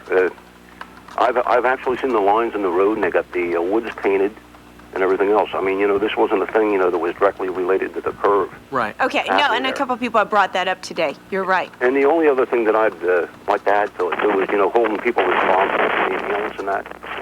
If a kid takes a light bulb out of a lamp and puts his finger in the socket and winds up electrocuting himself, can we hold the electric company responsible for that? Good point. Unfortunately, we can barely hear you. I'm going to have to say thanks for calling us today on Chat 24. We appreciate hearing from all our viewers. Had a little bad connection. Yeah, he's talking there. about. But you're right. Yeah, see, that's the problem. Is right. Where do we go? How many people do we go back to say you're responsible? Right. Was it the electric company? Was it the person who made the lamp? I mean, how far do you go Well, back? it's the parents. To say I've told my little daughter, don't touch an electric socket, don't touch a lamp, don't plug anything in or take it out. So far, she's been very good. Please God, I was almost electrocuted when I was 5 because I didn't know the difference. My parents learned basically. Do you now, Steve? Yeah, more or less. I very seldom plug anything in here on Chat 24. Thank you. Thank you so much. Yes, great. Back to the phones here. Give us a call, 1-800-766-2420. Jen, what's going on in the chat room? What's everybody saying there? Yeah, well, I'm in the chat room right now with Corvette, Dravatar, Ginker, Goody, Harley, Kristen, Loser, On Air, and a Pencrest grad is the screen name, and he says that he knew the girls. And right now we're talking about drugs still in the chat room, and the conversation's going on to marijuana, legalization of marijuana, what kind of drugs are, acceptable, what kind of drugs aren't. And I think the chat room split right down the middle on this one. Everybody agrees that inhalants make you stupid, and inhalants are not a good idea. It's not a good idea to do when you drive. But on the legalization of marijuana topic, there's quite a bit of division in the chat room. We have Dravatar, and he doesn't understand why people who claim medical marijuana, they need to smoke it when they can take a pill, and a lot of people feel that way too. So that's what they're on right now. And if you'd like to join us, you can log in to www.tristatemedian.net and talk with me and 11 of my closest friends. Jenny, let me ask you a question. One of your chatters is named Loser. Yes. Oh, I guess Gil Spencer, our normal coach, is joining us under an assumed name. Oh, that's great. What do you think of that? You have to know, Gil. Oh, he's going to get me tomorrow. Absolutely. We're going to go to our poll and see what you're thinking about this. Should your car be taken away? You're drunk driving. First offense or not, should your car be taken away? Should it be confiscated? 30% say yes, it'll work. 40%, or 40, that would be 70. Yes, I know math. 70% say no way, it would not work. Personally, I don't think it's going to work. You know, and it's beyond lawsuits. It's not just that I don't think it's going to work because it's unconstitutional. It's not that I just don't think it's going to work because it's going to be a Pandora's box of lawsuits. I don't think you're going after the right people. I really don't. I think the true drunk driver that's always going to the bars, always doing things like that. The person, I just think you're going to get so many innocent people on all this, proving that they were innocent. Proving that they were innocent. That's true. Let's go to Downtown and talk to Joe and find out what he thinks. Joe, welcome aboard. You're on Chat 24.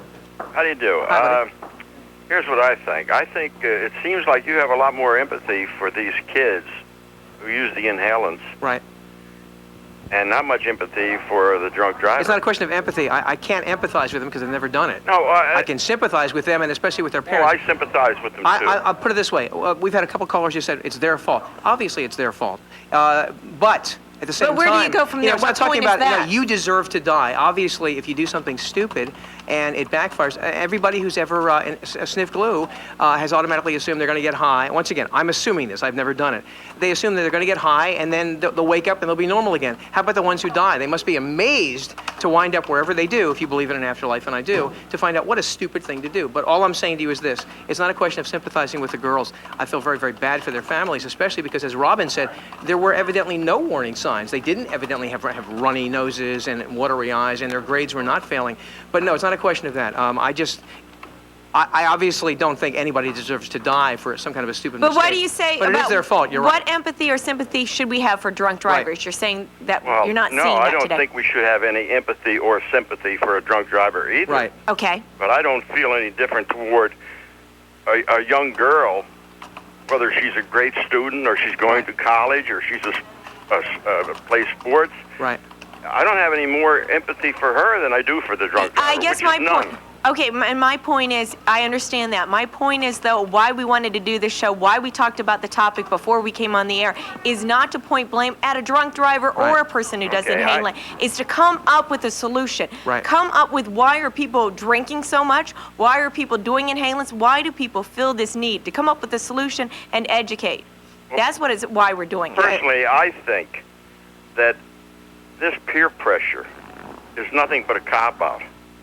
And you may be right. Anne Marie I said went the to same school. thing. I never smoked. Okay. I never drank. But most of your friends Everybody did. around me did. Right, and I did the same thing. I never smoked, and I never drank, and I wasn't a goody two-shoes, but everybody made fun of me. And I didn't give in to peer pressure for two reasons.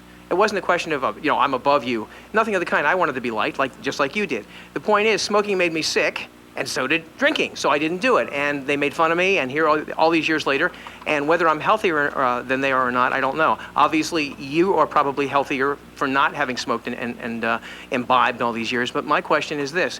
Don't you think, and I'm asking your opinion, honestly, don't you think that you and I are the exceptions and that most people do give in to peer pressure because they want to be liked, that eventually they develop a real liking for smoking and for drinking? When I was in high school, I had 5 or 6 close friends. Right. And none of them gave in to peer pressure. That's great. I told anyone who tried to pressure me into doing something I didn't want, I said, no, if you have to go with me. Okay. Because I knew it was wrong. And if they didn't know it was wrong, then they were stupid and I didn't want to have anything to do with Well, it. that's great, but see, you and I are unusual, and so are your friends. Most people do give in to peer pressure because it try means to stress that.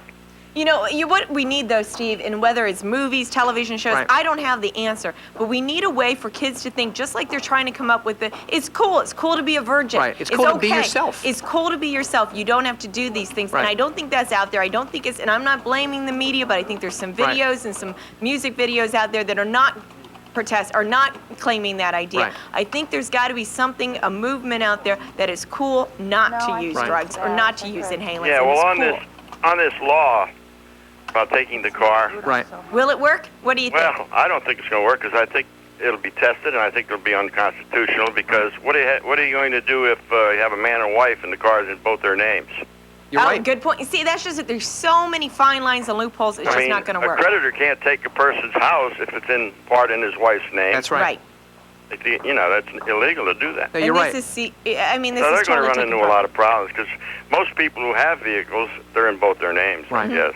And by the way, I do thank you for calling. And once again, so you don't misunderstand me, we're not saying that these girls deserve to die, and we're certainly not saying that their death should just go unnoticed. Hopefully, they'll serve as an example to some of their friends and say, wait a second, these were good kids, they made a mistake, and they paid for it with their lives. So hopefully somebody will learn from this. Okay, we're going to take a short break here on Chat 24, but before we do, we want to once again thank everybody here at the Media Inn. We're going to be here all week. It's a great spot right on the Baltimore Pike, very close to Philadelphia. And if you are making plans for St. Patrick's Day, well, they have something to offer you. They have plans going on. They're going to have the 2-Street String Band. And you can't say that too many times quick. Sunday, March 14th at 6 p.m. right at the Media Inn.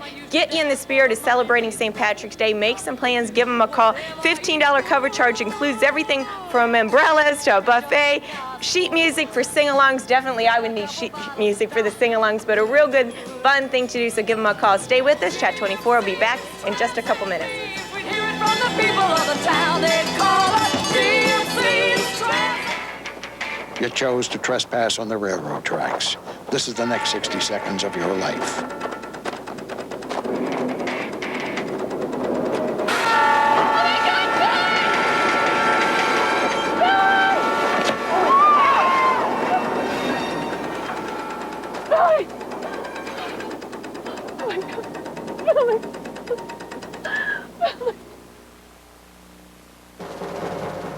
Wherever you go, you see the signs.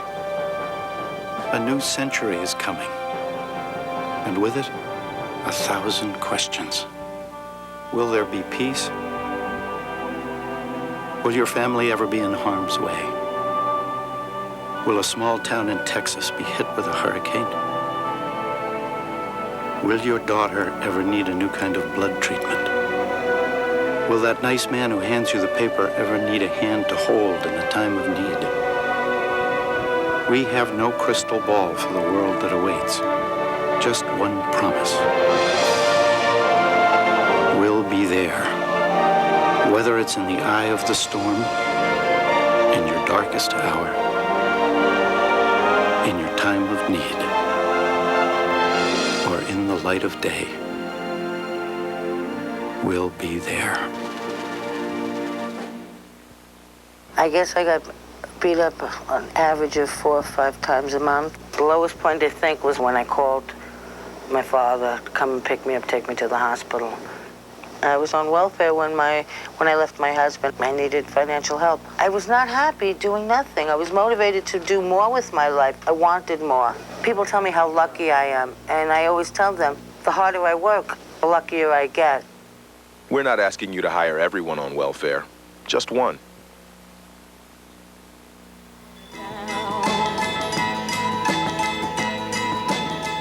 The music of Sonny and Cher, they were very, very popular. Cher is still going strong, looks better than ever. And that's one of the things we're going to talk about. On a lighter note, we are going to end on a lighter note. We're going to talk about Sonny and Cher, the movie. It was on last night. Unbelievable, the performances in the movie. I saw it. I enjoyed it greatly. We want to hear from you, though. Give us a call. What do you think of Sonny and Cher? Do you think there'll ever be another Sonny and Cher, another couple out there doing a variety show? Give us a call, 1-800-766-2420. We're going to go back to our phones. We have John from Harrisburg. Hi, John. Thanks for calling us today on Chat 24. Hi, Robin. Hi. Look, my problem is this. With everything you're talking about, we have 2 problems. It's called equality and denial. Okay. You got a lot of parents out there in denial about what their kids are doing.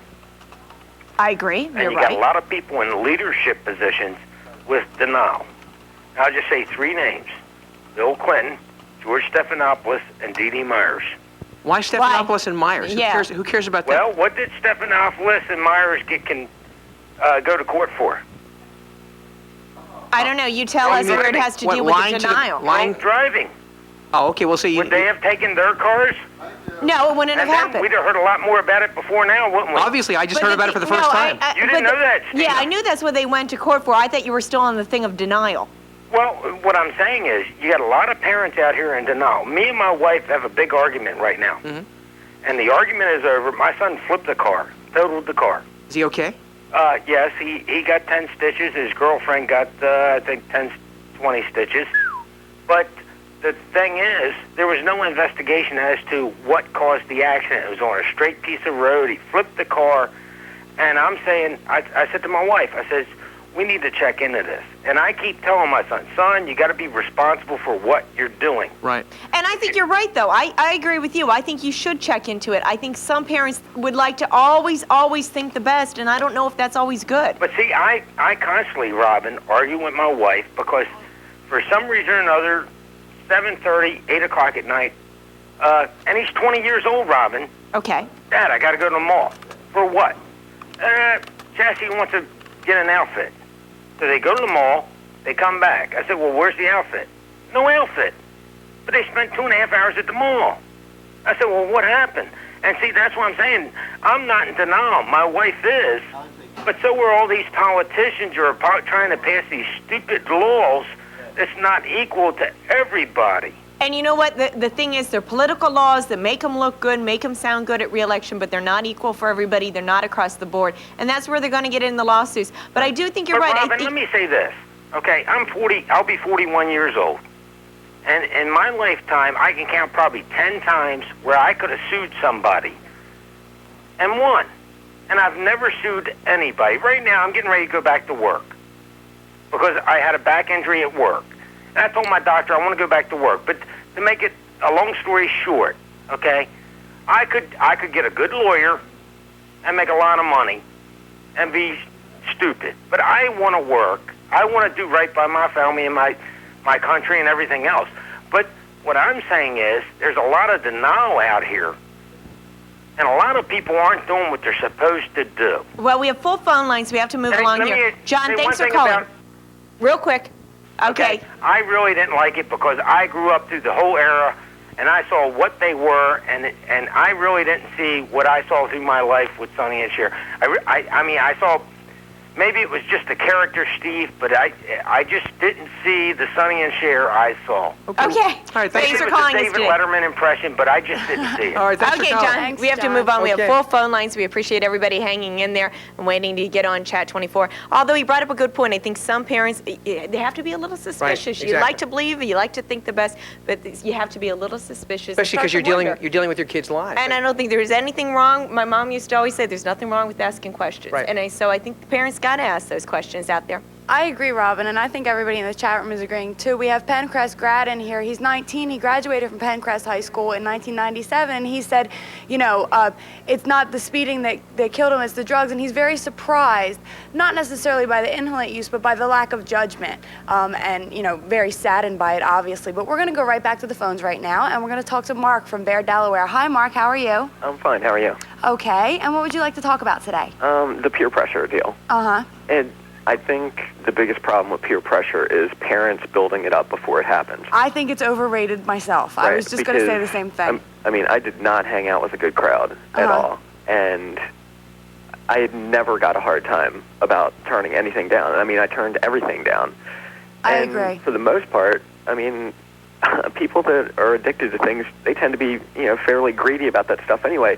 If Right. they don't have to share it with an extra person, They're not gonna they're share. usually fine with it. You know, I agree with you, Mark. I'm only 23. I've been out of high school just for a few years, and I was never peer pressured. You know, my friends. I mean, it got so bad at my high school with the drugs that like my friends were on hardcore drugs, and nobody ever said, you know, oh, you're a loser because you won't do coke. Actually, I think they like looked at me like, wow, she's pretty lucky because she doesn't have this, you know, fiend I had feeling. a few you know. people say that too. You know, they wish they didn't do it. Yeah, I think But- that with peer pressure, I think that parents think that it has so much to do with peer pressure, and that might be a dangerous position for parents to take because it might actually have something to do with something that the child is looking for that they can't find. Absolutely. And yeah, I agree. I think that they scare the kids into saying no. You both are because scaring they- the heck out they of me. act like, you know, oh, the peer pressure is going to be so bad and everything. And the kids, when, you know, they don't want it to be that bad, so they don't even try to say no. And I think if they would try one time saying no, they would see that people are usually cool about it.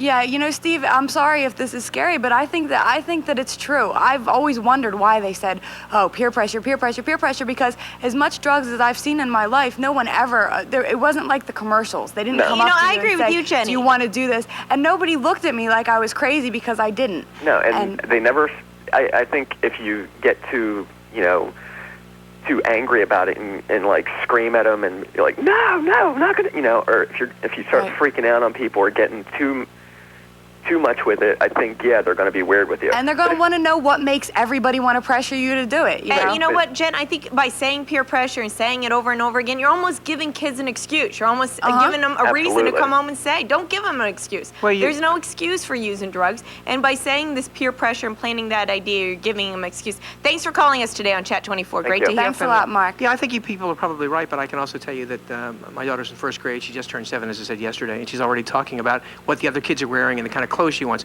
That is peer pressure. That's you don't the need to beginning worry of it. about the drugs till like 3rd grade, Steve. Oh, God. Thank you so much, Jen. We have someone on the lines right now we'd like to get to. We have Jerry on the phone who's going to give us some information. Jerry is calling us from Milestone. Thank you for calling us today on Chat 24. Jerry, what do you want to say about all this? Well, I think the whole situation is a very unfortunate, tragic situation. I think we at Milestones, our first thoughts and our prayers are with families. Absolutely. Who experience this kind of devastation. But we also need to recognize that what we have is a rampant problem, a problem that has become a resurgent one. Right. And I think that's why we decided to do this show today, Jerry, as well. I mean, I think it is resurging. Yes, it is resurgent, and I'm happy that you're doing a show on it. And I wish we had a show on this 3 months ago, and we may have enlightened some people and avoided a tragedy. You never can tell.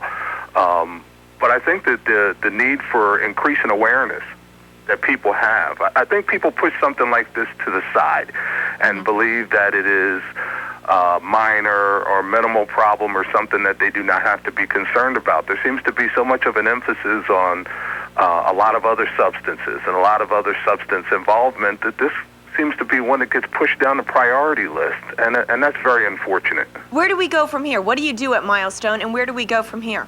Well, at Milestones, we're basically a counseling agency that treats patients or clients who have evolved into this problem. We also are involved in doing community education, going to parents groups, schools, and trying to educate people on the nature of the problem and trying to educate young people on how they can avoid substances, how they can cope and deal with their lives without the use of a mind or mood-altering substance. You just work with the kids or also with the parents, because as Robin and Jenny both mentioned before, every parent automatically assumes, at least I'm assuming that they do, that their kids are good and that they're not involved in anything like this. The parents of these 5 teenagers, God rest their souls, must be stunned that anything like this could have happened for this reason. Absolutely, absolutely, and I think that's a parental instinct to believe that your child is not involved with something like this. So but what do you tell the reality parents? of it is that each and every one of us, our children are susceptible to this kind of situation. And when we bury our heads in the sand and say, oh no, not my child, or my kid's a good kid, this wouldn't happen to him, we only leave ourselves open to this kind of devastation. What do you tell parents to watch for? Well, we educate them on signs, symptoms of involvement, changes in behavior, changes in grades. Real quickly, what are some of the signs and symptoms? Well, what you're going to see is a lot of lethargy, loss of interest in activities. Traditionally, what you'll have is kids who are very academically inclined or athletically inclined or socially inclined, and all of a sudden you see a sudden decline in those kinds of activities, a change in their friends. Those are some of the primary signs and symptoms. Well, the 5 girls, the reason I bring this up is because, as once again, as Robin mentioned before, there were none of those symptoms evidently in evidence among the 5 girls. They were still very good students. They were still very bright and very alert. So maybe this was just something that they were trying as a lark. The problem is they paid a pretty high price for it. I was just going to say that, Steve. That doesn't mean that these girls did this every day. And Right. it doesn't mean that this Thanks for bringing that up, Jenny. You're Because right. if it's something, that you hear about and, you just want to do it sometimes or you just want to do it every now and then, you might not have those symptoms. And another thing is, I think a lot of people, when they get to be a certain age, like 16 or 17, they become lethargic anyway, and they become disinterested in sports. I mean, I did, and I wasn't a druggie. I was just kind of like, sick of the whole high school thing. It's almost like having spring fever, you can't wait to get out. And so, I mean, while they are signs of drug abuse, they could also just be signs that your kid is growing up, and I think that that's where it's such a gray area, and parents really don't know how to handle this or how to deal with it. I would guess that the easiest way, wouldn't it be just to ask them? That's what I think. I would think just to be curious and not to always assume, oh, they're just tired because they worked hard. Oh, this. Ask a couple questions. Just don't go with the easy answer because you don't want to hear the real answer. Would in fact, you get the real answer if they were using substance. I think that's what our emphasis needs to be here, is what kind of answers do you get? And yes, I agree with the young lady. Sometimes the symptoms, signs and symptoms are not clearly evident, as was in the case with these young ladies, okay? But was there, in fact, something that told someone that this was a possibility before this event? We don't know. We have a conference call, though. Jerry, can you stay on the line? Someone else would like to talk to you right now. Sure. We have Leon, I believe. Leon, are you there? Yeah, Leon. Hi, Leon. Yeah, how you doing? Jerry's still on the line. What would you like to say, Good morning, Leon. Well, I'd like to say, if they put some warnings on them cans, now kids ain't dumb. They wouldn't be sniffing that stuff if they knew. If you sniff it up from this can, you're going to die. Jerry, do you think that's true, or do you think they'd still do it? Jerry, we want to hear from you. Do you think the kids would still do it even if a warning sign said you were going to die? Even if there's warning signs on the cans, I think that you're going to get kids who go through the process of trying these things anyway. And you're right, Leon. These kids are not stupid. They're very bright individuals. They're bright human beings. And in some cases, those warning signs that they put on the cans are a clear indication that I can use this to reach another level emotionally or just a high. Yeah, they put on there, this is like fluorocarbons or something that'll kill you. Kids ain't that dumb. Well, there's a warning on this can. I'm not going to give you the actual product, but it has to do with cleaning computers. It does say that it could cause death if you ingest it or inhale it, but there is no skull and crossbones on this thing. There's nothing that says poison. That should be on there. Well, Yeah, I I agree think with we're you. talking about another issue, what should be. That could be even more long and drawn out than trying to deal with the issue at hand. I agree with you, yes. And it might be just, avoiding the issue. Thank you so much for calling us today, Jerry. It was great to hear from you. Thanks for your input, Leon. Thanks for giving us a call on Chat 24. We are going to go to Nefertiri. Thank you for having me. Thank you. Great. Nefertiri, what do you want to say? Hi. I just want on most aerosol cans, there are warning signs saying do not ingest, do not inhale. Right. I mean, I think kids aren't stupid. They know you're not supposed to inhale things that are in cans. I mean, it's common sense that it's not supposed to be done. That's why they go and they sneak and do it. I've recently just been out of high school like Jenny. And when I was in high school at Dickinson, it was an incident where a group of kids overdosed on tranquilizers while they were in school. And I just think that it's something that they do, just to find a high. And I think that me, myself, being in an environment where I've seen the effects of drugs and things like that, it taught me not to go that route. Maybe if parents take them to drug rehab clinics and let kids see the results of their actions, maybe they'll be more educated in the decisions they make about them. Right, it might take that. It might take that cold reality of really seeing what could happen to you that would wake some teens up. Thanks for calling us today, Nefertiri. Yeah, let's go back to Harrisburg and talk to Vibe. Vibe, welcome aboard. Bob, you're on Chat 24. How you doing? Fine, thank you, sir. First, I'd like to express my sympathy to the families of the young ladies involved in the accident. The commentary today, Jesse Ventura was on TV yesterday speaking of some things in life are just stupid. Right. And he used an example in Minnesota where the lakes freeze and 3 days of thaw at 70 degrees and somebody drives a vehicle out on the ice and goes through. Right. It takes one mistake to make a dead man or dead woman.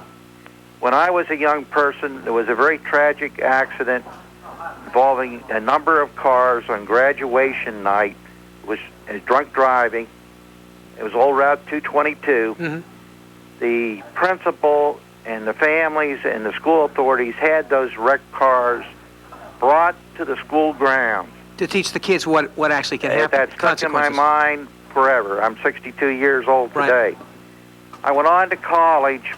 I had 9 hours in psychology, normal and abnormal. Right. In the course of taking those courses, we visited state mental institutions and hospitals. Well, I agree with you. If you took teenagers into a mental institution or emergency wards, it might change their lives. I believe in today's world with the drugs, the venereal diseases, the whole 9 yards, I think these kids should have reality brought home to them with early visits of the consequences of their actions. Good point. Yeah, I agree. Listen, maybe that reality check's the only. Thanks for calling us seal today. on the can, and not another damned environmental agency or government agency Thanks, Bob. coming up to legislate. I agree with you. Bob, I'm sorry, we got to run. Thanks very much. I appreciate it. And happy Robin? birthday, Bob. We have another caller on the line right now. We have Ray. Hi, Ray. Thanks for calling Chat 24. Hello, Rob. Hi. Let me ask you something hypothetically. I've seen this actually happen. He said a can was found in the car. Nearby the accident. Or nearby. And I've actually seen this happen. I've spent 30-some years being a truck driver, and I've seen this actually happen with a can of aerosol in the truck. If one of them kids had knocked that lid off of that can, and that sprayed inside that car, that would explain why all those girls had that in their system. And it very well, I mean, they're not saying that there isn't a possibility that it wasn't accidental. They're not, but they are looking into it. But the thing is, at this point, we know that other people do inhalants, and that's why it's important that people accept that this is a reality out there. Yeah. But everybody is saying that they were, what does Steve call it, huffing or puffing or whatever they call that, Right. you know what I mean? And I said, well, hypothetically, look at it, turn it around and look at it the opposite way. Well, if that you know, can was there. And again, I'm certainly not a medical expert or anything, but at this point, only 4 of the 5 girls show it in their bloodstream. So there is something to think about there. Yeah, it clearly whether or not wasn't it's sprayed in the clearly car. Right. That's true. But if one of them was sitting close to a window, she wouldn't have it. And the thing is, the point is, this is this terrible tragedy. Our hearts goes out to the parents, and our thoughts are with them. But we have to educate that the huffing is going on out there, and people have to know about it. Thanks for calling us today on Chat 24. But yeah, and I'm here in the chat room right now, and we have in the chat room we have Pencrest grad, and Pencrest grad, he knew these girls personally. He knew all 5 of them. He said that they were freshmen when he knew them, and he just wanted to let everybody know, I think, that they were really good kids. I think that he doesn't want people to lose sight of the fact that this is very shocking, and this is something that could slip by a parent unnoticed. It could slip by a school system unnoticed. He says that there were no warning signs, that these girls were functioning students who participated in school activities and sports. And I think that, you know, that's something everybody has to realize, that it's not just a kid with a heroin needle sticking out of their arm that could get into a car accident and die from using something that's going to alter them. And we're going to go right back to the phones right now, and we're going to talk to Herb. Hi, Herb. How are you today? Doing pretty good. All right. And what do you want to talk about? I want to go back to a program you had a few weeks ago, maybe a month ago. Okay. Raise the age for driving. Yes. You have to raise the age for driving. These kids, maybe it was their first time. Maybe it wasn't. Supposedly, when the story broke, they were on their way to the mall or coming back from the mall and getting prom dresses and whatnot. There was nothing that said they stopped in the store to pick up this stuff to huff. Since everybody knows it's a terminology, huffing, start at the home, educate these kids, have some programs in school, educate these kids, raise the driving age. I agree with you, Herb. No business out there driving. I think that I'm from New Jersey. We couldn't drive till we were 17, and I know that 16 was way too young for me. I wouldn't have been ready to drive then. But we have full lines, and I want to thank you for calling. You really brought up a great point, and we're going to go right back to the phones right now. Robin? Well, Jenny, what we're going to do right now is we want to give that information out to people out there. We're going to put up a graphic right now. This is a number that you can call 1-800-269-4237 if you have any questions about inhalants, anything whatsoever, things to look out for, warning signs, or anything that you are a little confused about. Give this number a call. It's a toll-free number. Again, it's the National Inhalant Prevention Coalition, 1-800-269-4237. And the website, www.inhalants.org, Robin. That's it's a great resource, too, if you want to look it up on the web. Absolutely, and people should do that. I mean, that's what you got to get your own information out there. Unfortunately, you know, there's a lot of programs out there, a lot of good websites. Get that information and use it wisely. Today we are talking about inhalants. We're also talking a little bit about drunk driving. Should they take your car away? Would it work? And we want to know. We asked you. You gave us a call. This was the survey. Should your car be taken away if you were convicted of drunk driving? 31% say yes, it should, that program would in fact work. 69 say no way, it would not work. Thanks for giving us a call. Again, you make the show happen here at Chat 24. I know Jen and I kind of thought that it wouldn't work and it'd be nothing but lawsuits. Steve, you never really said for sure. Do you think it would work? I don't think it'll work at all, but I do know one thing. One less drunk driver on the street means somebody's probably not going to get killed. So, I mean, once again, I take myself out of this because I don't drink. Okay. I like the idea.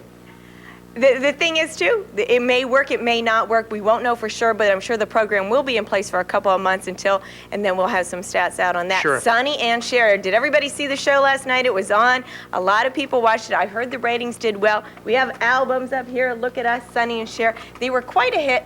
I personally don't think you're going to come up with a Sonny and Cher again. I just don't know if the variety show would work, but I think they were interesting, and I think a lot of people kind of related to them because they wanted to live the Sonny and Cher lifestyle. And also because Sonny seemed to be a very, very average guy. He was fairly short. He wasn't a great-looking guy. He was a good songwriter, and he wanted to make her a star. And obviously, even though she was a laughingstock for years, and her first picture, Chastity, was a bomb, look at her. She's won an Oscar. She's a great actress and a great star, and she owes a lot of it to Sonny, which she admits, by the way.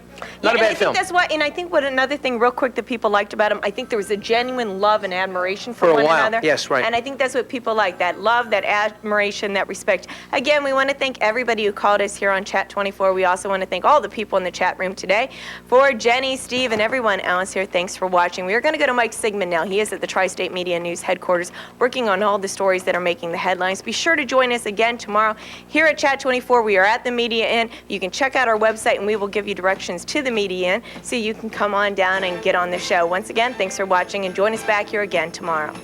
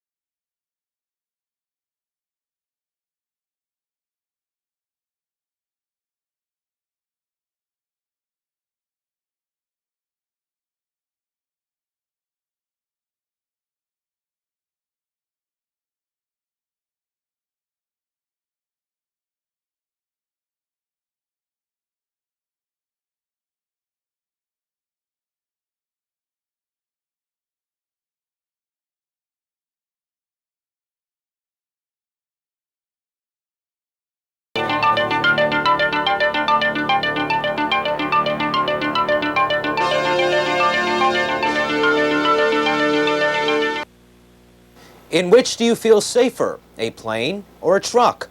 And should you be allowed to sue your farm neighbor over odors? Good morning with TSM News, I'm Mike Sigmund.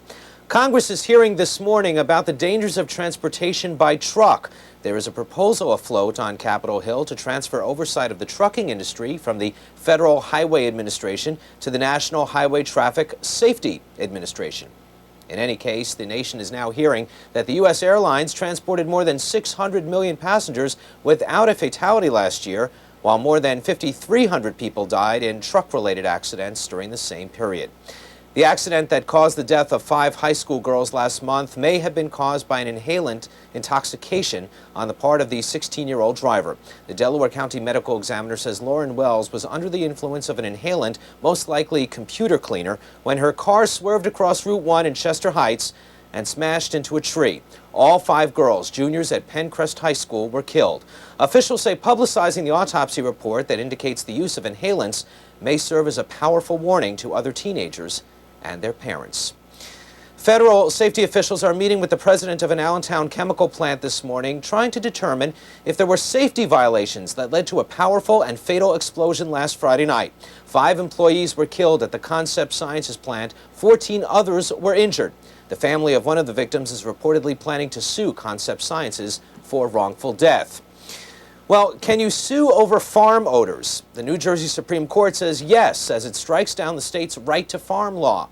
The law had barred lawsuits under public nuisance laws unless the complaints claim the farmers are negligent or pollute. Farm groups are naturally opposed. This could affect farmers in all 50 states. The extradition process is underway for an Ocean Township boy suspected of shooting his mother to death last week for not letting him go out the day after his 17th birthday. Rainbow Michael Hefner was arrested in Philadelphia and is being held without bail pending a return to Monmouth County to face murder charges. Police say the boy's mother was shot 6 times and was found in her apartment under a pile of clothes with a television placed on top. Tough spending restrictions have been placed on the director of Wilmington's Housing Authority. The action by the board of directors last night comes after the auditors warned of a $1.7 million deficit. When commissioners asked what caused the deficit, Executive Director Charlie Smith Jr. said he didn't know. Finally, this afternoon, the tallest man in the world may very well live in Yakolo, a village in Uganda. John Paul Afwano, 8 feet 2 inches tall. He can pick mangoes without climbing a tree and has scared off government soldiers. He says he would like to see more of the world beyond his village, but can't fit into a car. Perhaps he can just get up on his tippy toes. We'll see you tomorrow morning at 10 for more TSM News and Chat 24. I'm Mike Sigmund. Stay warm and have a terrific day.